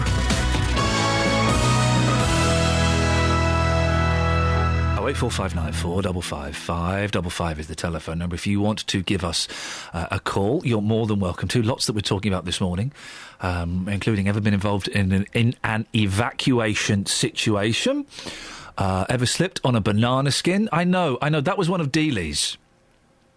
And mine, which I genuinely think is great, is famous handkerchiefs. Famous handkerchiefs. It started off with the Bat Out of Hell Man, the Meatloaf. We've got the Railway Children waving their handkerchiefs. We've got the Gumbies. We've got all kinds of things. The Gumbies, of course, were the Monty Python people. They are, my brain hurts. Was them. 08459 455 555. Now, this week, the big tour lands in Dunstable, where people are still struggling to get to grips with the not-so-new road layout. Court Drive has been modified to include courtesy crossings, which basically mean motorists should spot pedestrians, see the look in their eye that says, "I'd like to cross here, please, mister," and then apply the brakes to give way. Except they don't, apparently. There have been several accidents there, including one involving a 4-year-old girl. Justin Dealey has been speaking to people in Court Drive. If anything, it's got worse. I've actually spoke to the council people when they were doing a survey. I said to him one day that there was a child knocked over at this roundabout because of the road markings. The child went to the hospital. The same week there was 3 accidents, and the guy from me said they're obviously not using the road properly. How did that make you feel? Made my blood boil, because, the people of Dunstable are paying for these facilities of the roads. The council's not listening to them at all, not listening to one iota. I don't think it's particularly dangerous. I've not had any problems with it at all. No, I've, the cars do tend to stop for me when I'm going across, so I think, I'm not sure it was worth the expense of doing it in the first place, but I don't see any problem with it now. Well, Peter Good is one of those who doesn't like it. Good morning, Peter. Morning. Peter, what's the problem? Well, people just don't stop. They don't stop when you cross over the road. Well, they haven't stopped for me either. And I'm in a scooter. I use a scooter to get across, and they don't stop. So what happens? You just sit there kind of waiting, do you? Well, you just sit there and wait, and then you take your life in your own hands to get across the road. So. Central Bedfordshire Council says it is aware of the problems and is looking to improve things further. What do you think about that? I don't think an awful lot about it. They won't do nothing, will they? Won't do much. And are there other people in similar situations facing the same problems? Well, I assume so, yeah. I would think there would be. You just got to find them. And it's not just the crossing, is it? It's that you have problems with getting down the pavements. I do, yeah, because there's not that many drop curbs, and you have to go out your way to get down a curb. Quite a distance out your way sometimes. What would you like to see done, Peter? I would like to see more drop curbs, and for people to stop, really, because they don't stop when you're crossing that courtesy crossing, because Dunstable's not courteous, is it? Well, I don't think they are anyway. What do we need to have there? Do we need a zebra crossing, a pelican crossing? What should we have? A zebra crossing would be better, I think, because, loads of times I've tried to cross it and you just don't get across. Peter, thank you very much indeed. That's Peter Good, who doesn't like the crossing there. If you are aware of the crossing and you have seen problems with it, then give me a call. 08459 455 555. Across beds, hearts and bucks. This is Iain Lee. BBC Three Counties Radio.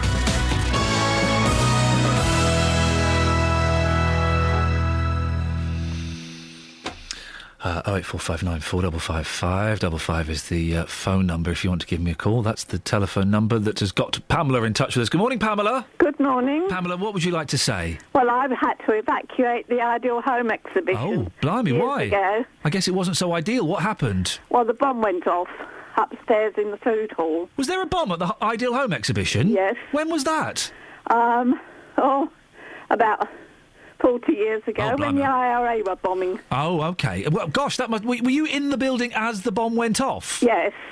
Looking at gas stoves. Oh, well, there you go. There's a memory. That must have been absolutely terrifying. No. I was brought up during the war, so I was used to bombs and things. No, I didn't find it terrifying at all. Was anybody panicking, or was it quite a calm situation? It was uncanny how it went silent after the bomb went off. Yeah. Everybody realised what it was, and it was absolute silence. It was uncanny. And then the speaker came after about 5 minutes. But the chap on the stand, he was absolutely fine. Did he carry on doing his display? No. No, good for him. He walked round and looked in all the ovens. Wow. He expected another bomb. Wow, that's brave. Yes, wasn't it? And there was only one chap that started to run, and he put his hand out to him and he said, "Where are you running to?" Because you had no idea where the bomb had gone off, and you might be running into it. Yeah. And we just stood there until the announcement came to evacuate the building. It was a bit chaotic outside. Yeah, I bet. Because there were no mobile phones in those times, and my husband was outside waiting to come in. So we didn't know whether he was involved or not until we phoned home. Gosh. So that was the most terrifying part. Yeah, it must have been, not knowing if he was all right or not. Yes, that's right. But everyone that you were with was fine and dandy, were they? Yes, I was with my son. He was fine. There were a couple of people upstairs in the food hall that were killed, but... Yeah. Yes. Well, Pamela, thank you very much indeed. There you go. You see, you throw these things out on a whim, and you get a story like that. I wasn't aware of a bomb at the Ideal Home exhibition. 40 years ago, I was like 10 months old.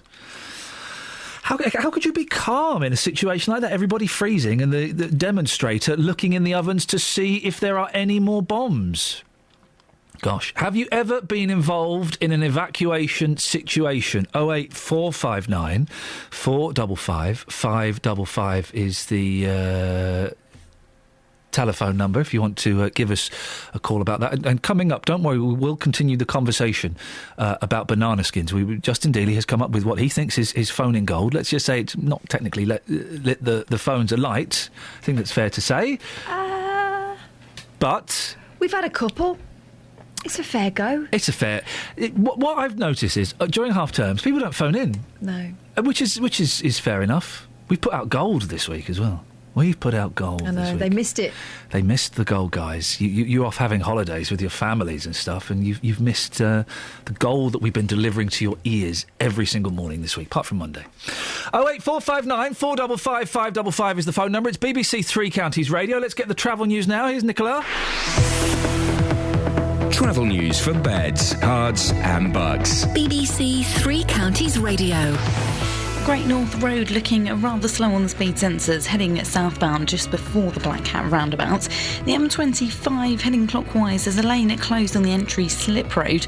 That's just junction 23 for the A1M because of an accident that happened a little earlier. Traffic lights aren't working still in Bushy Heath, that's on the Common at Common Road. And taking a look in North Watford, North Western Avenue's looking rather slow heading northbound at St Albans Road. And taking a look so far, the trains, everything seems to be running well, not getting any reported problems or delays. Nicola Richards, BBC Three Counties Radio. Nicola, thank you very much indeed. Last 30 minutes of the show before JVS at 9. If you want to give us a call now, is an excellent time to do it. 08459 455 555. Across beds, hearts and bugs. This is BBC Three Counties Radio.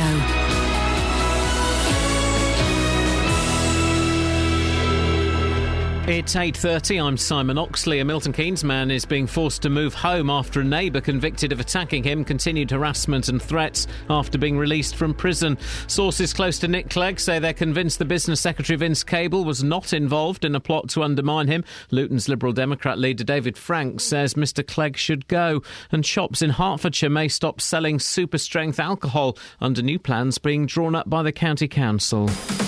Three Counties Sports. BBC Three Counties Radio. Malcolm Glazer, the billionaire who led the controversial takeover of Manchester United in 2005, has died at the age of 86. His sons have been in charge of the day-to-day running of the club for several years. Manchester United say the club's thoughts are with the Glazer family.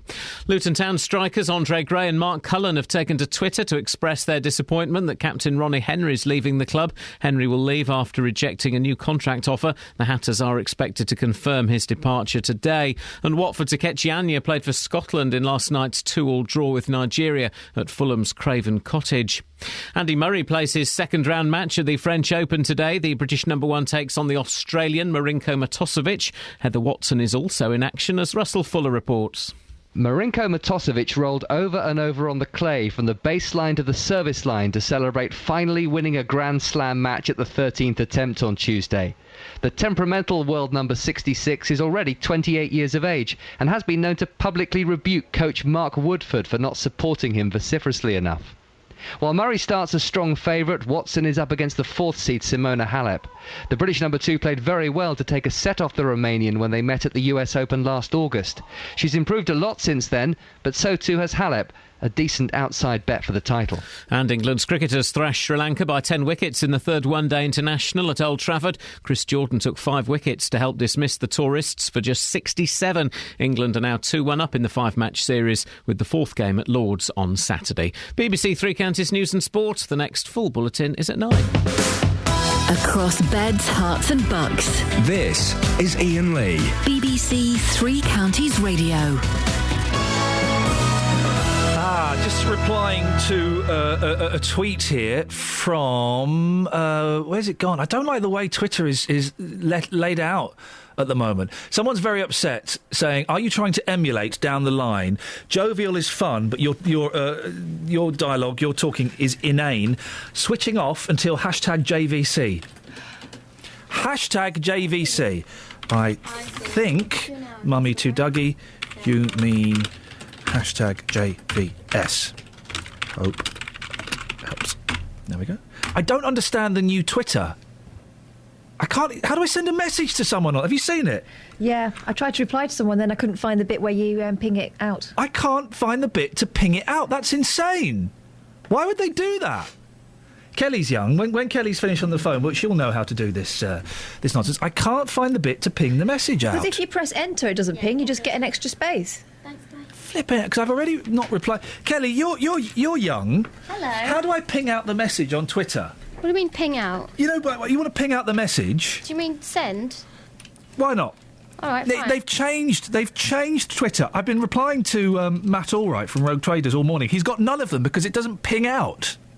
What are you saying? I want to ping out a message to a lady. You want to reply a message? Yeah, I want to ping it out to a lady who's been rude about me. Caroline Kelly, what on earth is going on? Are you emulating down the line? Jovial is good, but your chatter is a name will be switching off till #JVC. I want to ping out her... I want to ping her a message. OK. So click home on Twitter. Yeah. Top left-hand corner. Yeah. Do that. I've done that. And then go to compose new tweet. I don't want to reply. I want to reply. Then click on the message. It doesn't work like that. Do you want me to come in there? No, I do not. Do you, though? No, I've done it. I've written it as a new message. I want to come in. No, I don't want you to come in. I actually don't. I forbid you to come in. She's coming in. I forbid. Get against the door. I've forbidden her to come in. Anyway, I don't know what she's talking about. Inane chatter. No, this now is inane. Yes, but that's her fault. Look what you've done. This one. Yeah, I want to reply to that. Oh, you've got to go to full profile by the looks of it. Oh, right. So then you type in a message, right? Then how do I send that message to her? Wait until... Right, go away balcony shirts, for goodness sakes. Now, then there's nowhere... Then tweet. What's your problem? Yeah, she's got a good point, actually. Will you show me? It's really straightforward. Thanks very much for that, Kels. I'm really glad you forced your way in. Ben's on the line. Morning, Ben. Oh, morning. Morning, Ben. What would you like to say? Yeah, it's just evacuate stories as well. Yeah, go on. My one, I was just saying to Kelly, I used to live in Thailand, and I was there when had the old tsunami. Oh, really? Yeah. What was that like? Yeah, a bit mental. Yeah, a bit mental. I was in my house. It was Boxing Day, and I was like proper really hungover as you are. Good lad. And a French bloke was banging on my door. So I woke up and I was like, what's going on? And he's going, big wave come. And I was thinking, like, I'd never known what a tsunami was, to be honest. No. And I had a vision in my head of these 100-foot waves like you see on surfing stuff and that. And oh yeah, you thought it would be a laugh. Well, no. I was thinking like a massive, huge 100-foot wave's going to come and engulf you, kind of thing. So, like, on the motorbike, me and the missus, and got out onto the main roads, and it was just mayhem. And it was lucky we had, like, a massive mountain behind us, so everyone's trying to get up this mountain. Ended up having to stay up there for about 3 nights. Blimey. Yeah, that must have been. Was that terrifying, or was it so? And I use the word exciting, not to be patronising, but was there such an adrenaline rush that you kind of didn't have time to be scared?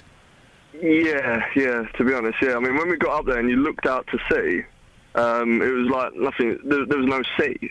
The sea wasn't there anymore. It was just sand. Wow. And it was like, what's going on?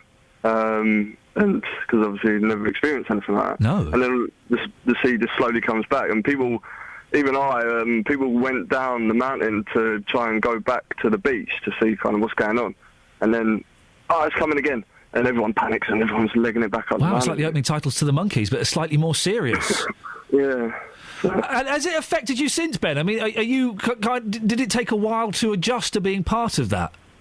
Well, not really. I mean, it stopped because I was asleep, and it stopped about 50 yards before my house. Yeah. So, like, I was very, very lucky. Ben, thank you very much indeed. My friend Charlie was swimming in the sea when the tsunami hit.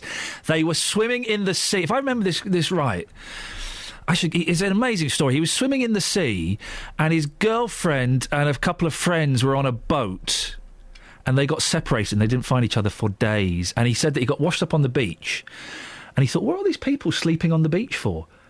They were dead. Wow. Amazing. And he's just a normal bloke, and he was part of that. Incredible. 08459. Thank you, Ben. Got a cracking story. 08459 455 555. Steve's in Redbourne. Morning, Steve. Morning, mate. That was good, wasn't it? Absolutely incredible.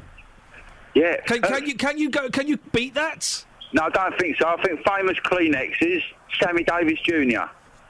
What did he do? Oh, he did. He was quite a sweaty man, wasn't he? Yeah, he's only little. That's why it was small, wasn't it, I suppose? I suppose small men do sweat more than normal-sized men. I suppose so, yeah. They've got exactly the same amount of fluids in them, so it's got to come out, and it comes out through foreheads and other orifices. And what about Lee Evans? There's the way he sweats. Oh, that is disgusting. He should get something done about it. Because if you get Botox, that stops you sweating, doesn't it? I've got no idea. I don't sweat a lot. I don't do enough work to sweat. You're not a sweater. Do you know, I don't get this so much. I used to. My right armpit used to sweat like nobody's business. Constantly dripping wet. It was like a tap. Left one, bone dry. The right one, it was awful. I had a friend who had very, very sweaty hands, and apparently they can snip something in your armpit that that stops your hands being so sweaty. Snip something in your armpit? Yeah. Oh, no. Why not just wear toweling gloves? And, you know, you was talking about being evacuated. Yes. We was sent to the pictures when I went to school once in a blue moon. Yeah. They took us down to pictures to see one of these William Shakespeare films, like. Oh, blimey! He was a rubbish director. It was so boring. They wouldn't even let you buy sweets before you went in there. Oh man! And we went out to use the toilet, and we rang 999 up and told them there was a bomb in there. Oh no! How old were you? Oh, about 13, 14. Well, naughty. And they evacuated us out of the thing, and we went back in. Instead of going in to see the William Shakespeare film, we went in and watched another film. Please tell me it was Emmanuel. No, it weren't quite that. It was, I've got to think there, Eskimo Nell. Hey! That's just as good, isn't it? We don't, by the way, because here at the BBC, we do not condone people making fake bomb threats to get out of watching Shakespeare films. Or poor, and I quote, erotic movies. No, we don't like the poor erotic movies. Justin Dealey! Oh, hang on, Justin! Oh, we've lost Justin. Justin, he's gone. It's a shame. Justin! Morning, boss. What a dreadful man, but fair play. Yeah. If you put garlic in your shoes, you sweat garlic juice out of your armpits. Is that true? Beautiful. That's the same thing as your Vicks on your toes. Yeah. That works. Vicks on the soles of your feet, you'll be breathing easily all night. I don't believe that for True. I think I tried that and it didn't work. Why are you pointing to your chest, Kelly? Put it on your chest. Yeah, that's why.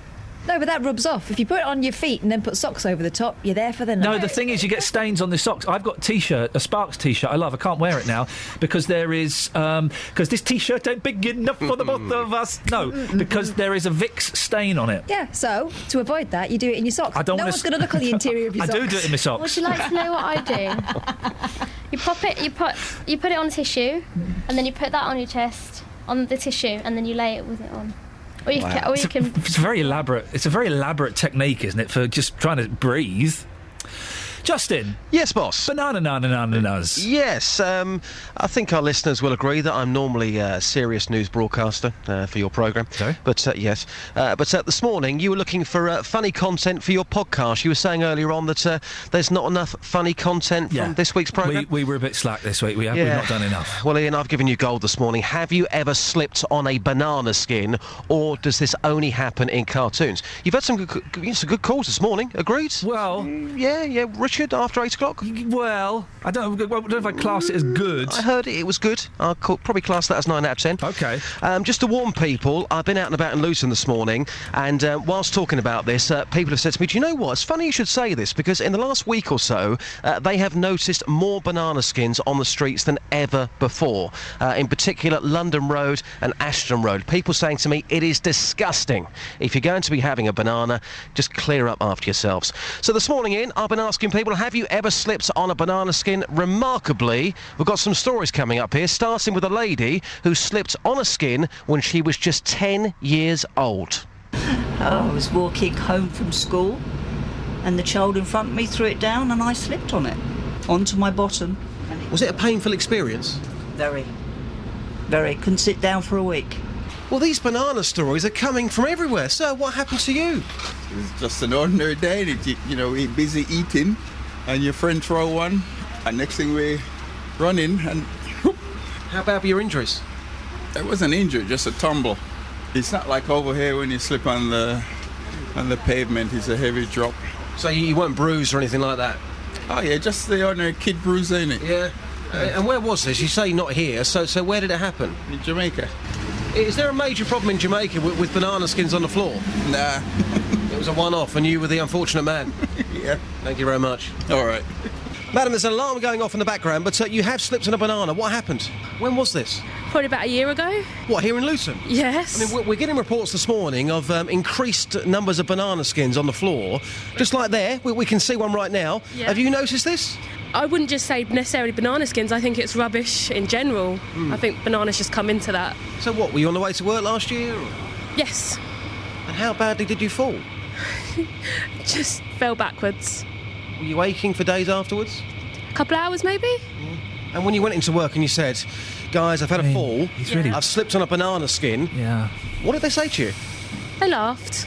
I mean, you were really pushing that lady to give you what she didn't have, and that was an interesting story. Were you, all right, doll, were you out of action for days? A couple of hours. And when you went to work the next day and told them you'd slipped on a banana skin, what did they do?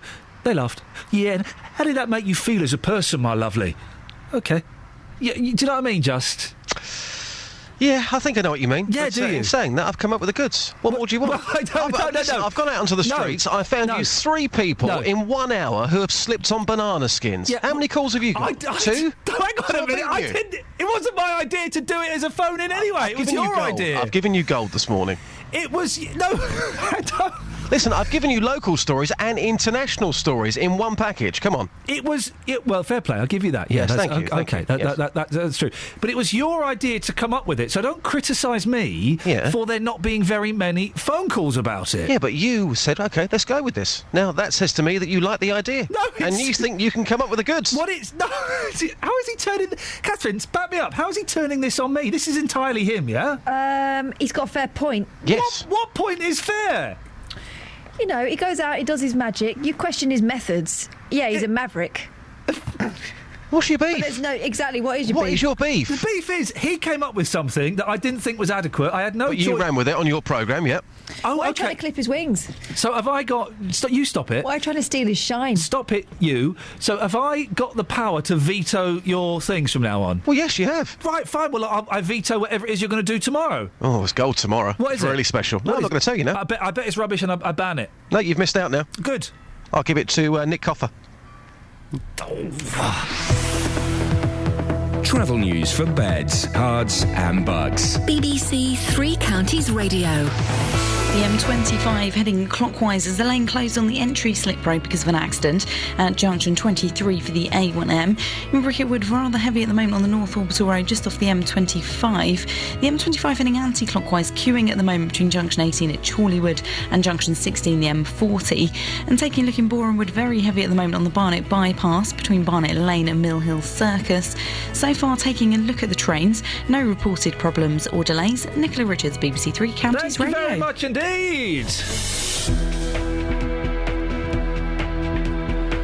It's 8:45. It's Thursday, the 29th of May. I'm Iain Lee. These are your headlines on BBC Three Counties Radio. Nick Clegg says Business Secretary Vince Cable was not involved in a plot to undermine him. Luton's Lib Dem leader David Frank says Mr Clegg should go, but speaking on the BBC this morning, the Deputy Prime Minister vowed to continue. A former firefighter from Milton Keynes says he is being forced to move home after a neighbour convicted of attacking him continued harassment and threats after being released from prison. And shops in Hertfordshire may stop selling super-strength alcohol under new plans being drawn up by the County Council. Last 15 minutes of the show, if you want to give us a call, now is the best time to do it. 08459 455 555. Maybe we'll speak after the weather with Georgina. Beds, Herts and Bucks weather. BBC Three Counties Radio. Bit of a cloudy start to the day, some drizzling in places too. It does brighten up a little later on though, so hopefully we'll have some sunny spells in between these showers we're expecting. Now they could be fairly slow moving at times, perhaps fairly heavy too, perhaps even with some hail and thunder, but gradually drying out as we head towards this evening. So today we're looking at temperatures reaching about 17 or 18 degrees Celsius in any sunshine. Tonight a fairly cloudy night, largely dry. We may just have a couple of showers here and there, with temperatures down to 11 or 12 degrees, so quite mild again. Tomorrow, a fairly cloudy day, perhaps a bit of a foggy start for some. It does brighten up somewhat later on, although we do hold on to that cloud for most of the day. It doesn't really start to shift until the evening, and we'll have temperatures up to 16 or 17 degrees Celsius. On Saturday, a largely dry and bright day. Some light isolated showers still around, but it should be largely dry for most of us, and the odd sunny spell too. On Sunday, probably dry through the day, but clouds over later on, and so any sunshine is likely to be quite hazy, and then we have rain pushing through in the night and a drizzly start to next week. That's your latest forecast. It's been referred to as the Woodstock of the mind. And from now until the 1st of June, the BBC brings you unprecedented coverage of the Hay Festival of Literature and the Arts. You could look at it as a bunch of mates hanging out in a field talking about poetry, music and swapping great stories. Or the place where writers, performers and thinkers come together to inspire, delight and entertain. From Michael Rosen and Jennifer Saunders to Alfred Brendel and Stephen Fry. The BBC at the Hay Festival 2014. For more information and live daily streams, search for BBC Arts Online. Thank you very much indeed. So this morning we're talking about evacuation situations. Have you ever had to evacuate? We had a fella who had to evacuate from the apartment he was staying in when the tsunami hit. Wow! How terrifying would that be? And a woman who very calmly evacuated from the Ideal Home exhibition. I went to the Ideal Home exhibition once, and all I remember being there was soda streams. There must have been more there than just soda streams.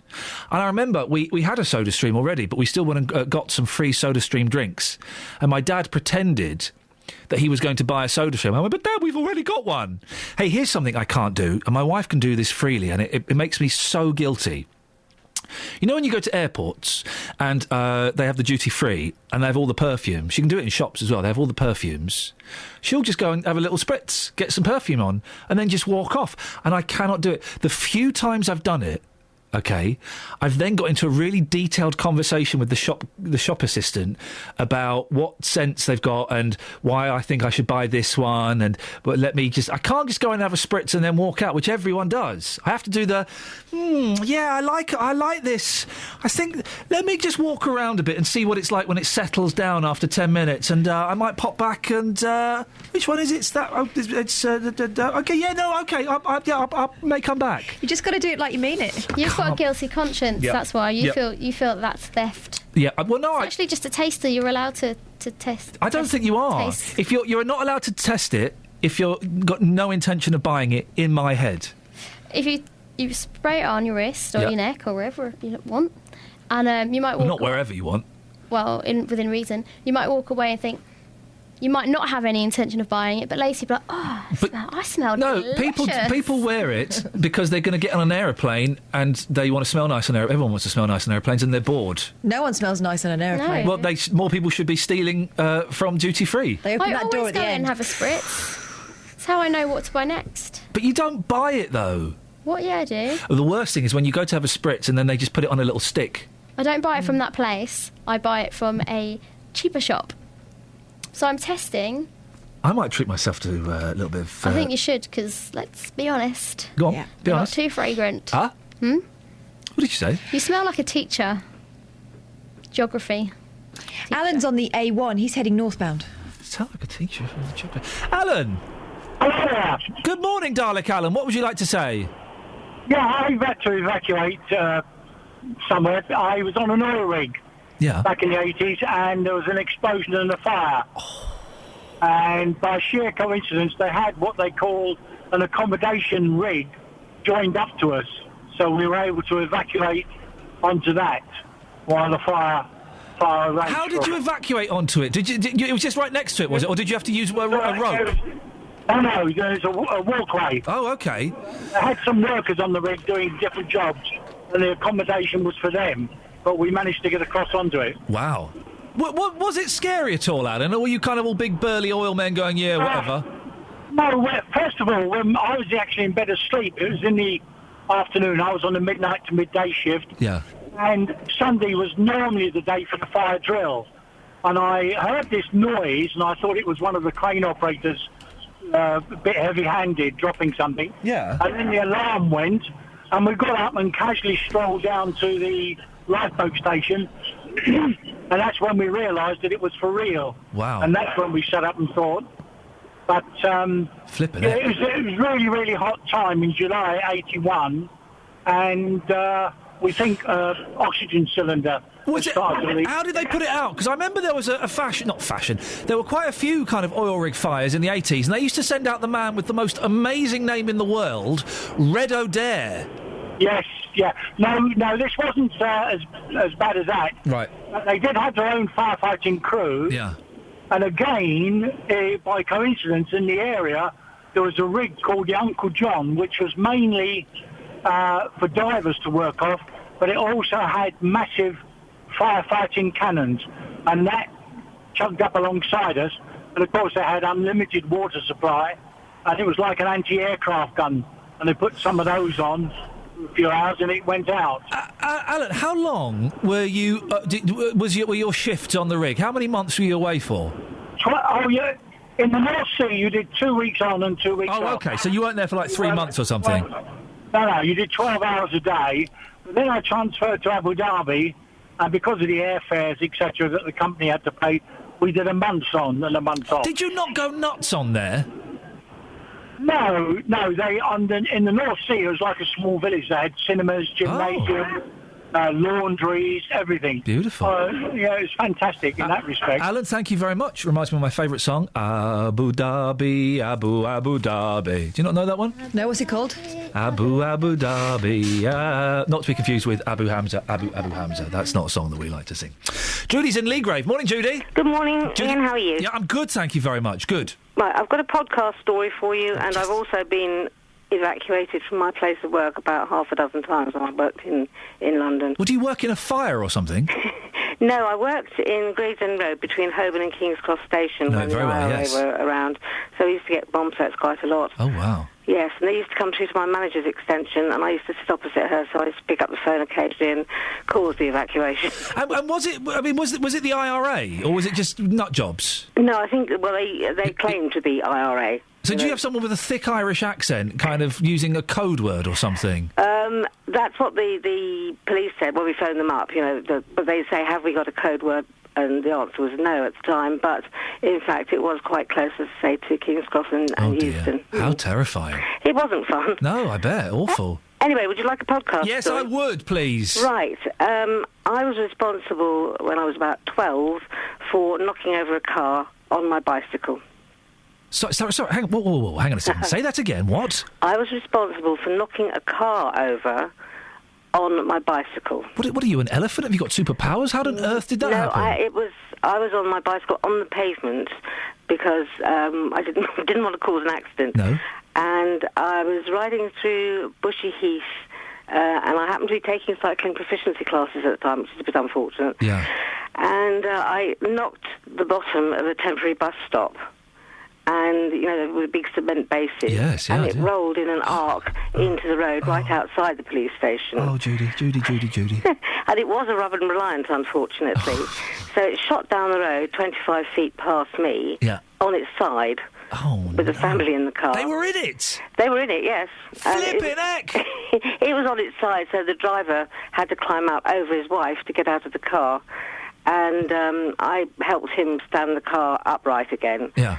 And it had rather a gash in its side, so we had to go straight into the police station, and the sergeant that was on desk duty was the one that was taking me for cycling proficiency classes, so a little bit disgusted, but it was fairly frightening. Yeah, I bet it was... hang on a bit. I bet it was more frightening for the family that were in the car, Judy. Well, yes, indeed. But the stupid thing was they thought that, or the bystanders who'd come out of the sort of little flatlets next door to the police station thought that he had hit me because I threw my bicycle on the side on the pavement. They called an ambulance for me. Baby, you should have milked that for all it's worth. You should have gashed your leg with a rock, started crying. You could have got a fortune out of those guys. I know, but I didn't think of that when I was 12. No, you wouldn't, Judy. You're a very honest young lady. Well done there. Ken's in Luton. Good morning to you, Ken. Morning, Ian. Morning, Ken.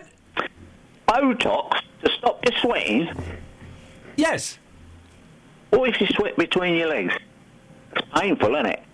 Do you know what? And I know you're being flippant, but you shouldn't be flippant about something like that because, yes, the sweating between the legs or when the sweat runs down the back and down it really is one of the most uncomfortable scenarios anyone could be involved in, isn't it? Oh, I should think so. I've never experienced that. Now, Catherine's saying talc. No, not down there. You need baby lotion.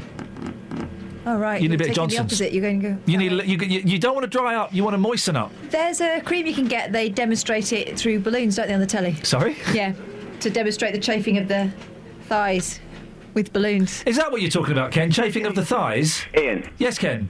It's Matt's birthday today. Don't forget. Whose birthday? Matt's. No, it's Dennis's birthday. No, it ain't. It's Matt's. No, it's Dennis's. Well, he can have one too. You going to give him one? Oh, no. No, it's his... I mean, you're going to give him a happy birthday? I rang up about you keep on about people smoking. Why are we just... It's not MTV. We can spend more than 15 seconds on a subject. Do as a poem. What? Do as a poem. No, we're not that desperate. Oh, yeah. In the road, they bravely stand. No. Lolly, pop in here. No, we don't need it, Ken. Yes. No. When the drivers get irate. Oh, for goodness sakes. We're going to go to the travel early now. News for beds, cards and bugs. BBC Three Counties Radio. The M25 heading clockwise, a lane closed on the entry slip road at junction 23 for the A1M. That's because of an accident that happened a little earlier on this morning. The Barnet bypass looking slow on camera between Stirling Corner and Mill Hill Circus. And in Bushy Heath, the traffic light's still not working. That's on the Common at Common Road. And in Watford, looking rather heavy at the moment on the lower High Street at Eastbury Road. The M25 heading anti-clockwise, very slow moving between junction 17 at Maple Cross and junction 16, the M40. So far on the trains, no reported problems or delays. Nicola Richards. Richards, BBC Three Counties Radio. Well, there we go. Thank you very much, Nicola. Excellent stuff indeed. Well, that's it. That's your lot. If you want to download the podcast, are you doing the podcast links after the show, guys? Yeah? Going to do some podcast links? It'll be rude not to. We've got enough podcast material. I'm not saying it's up to scratch, but what the heck? We might as well have a little go at recording those links. The podcast will come out tomorrow, just around... When does it come out? About midday, 1 o'clock, something like that, I think is when it tends to pop up on the Three Counties website. And then, of course, it pops up on iTunes Friday evening, Saturday morning, something like that. As was mentioned, it is someone's birthday today. Not only is it Dennis in Dunstable's birthday today, it's also Matt's birthday. So, Matt... Hello? We've got... Oh, I haven't got time. Sorry, mate. Bye-bye. Local and vocal across beds, hearts and bucks. This is BBC Three Counties Radio. Oh, Matt, happy birthday, Matt. Thank you, Iain. Good morning. Welcome to the JVS show. I'm Jonathan Vernon-Smith. It's Thursday, and on today's Big Phone-In, do you think the Lib Dems would be better off without Nick Clegg? Liberal Democrat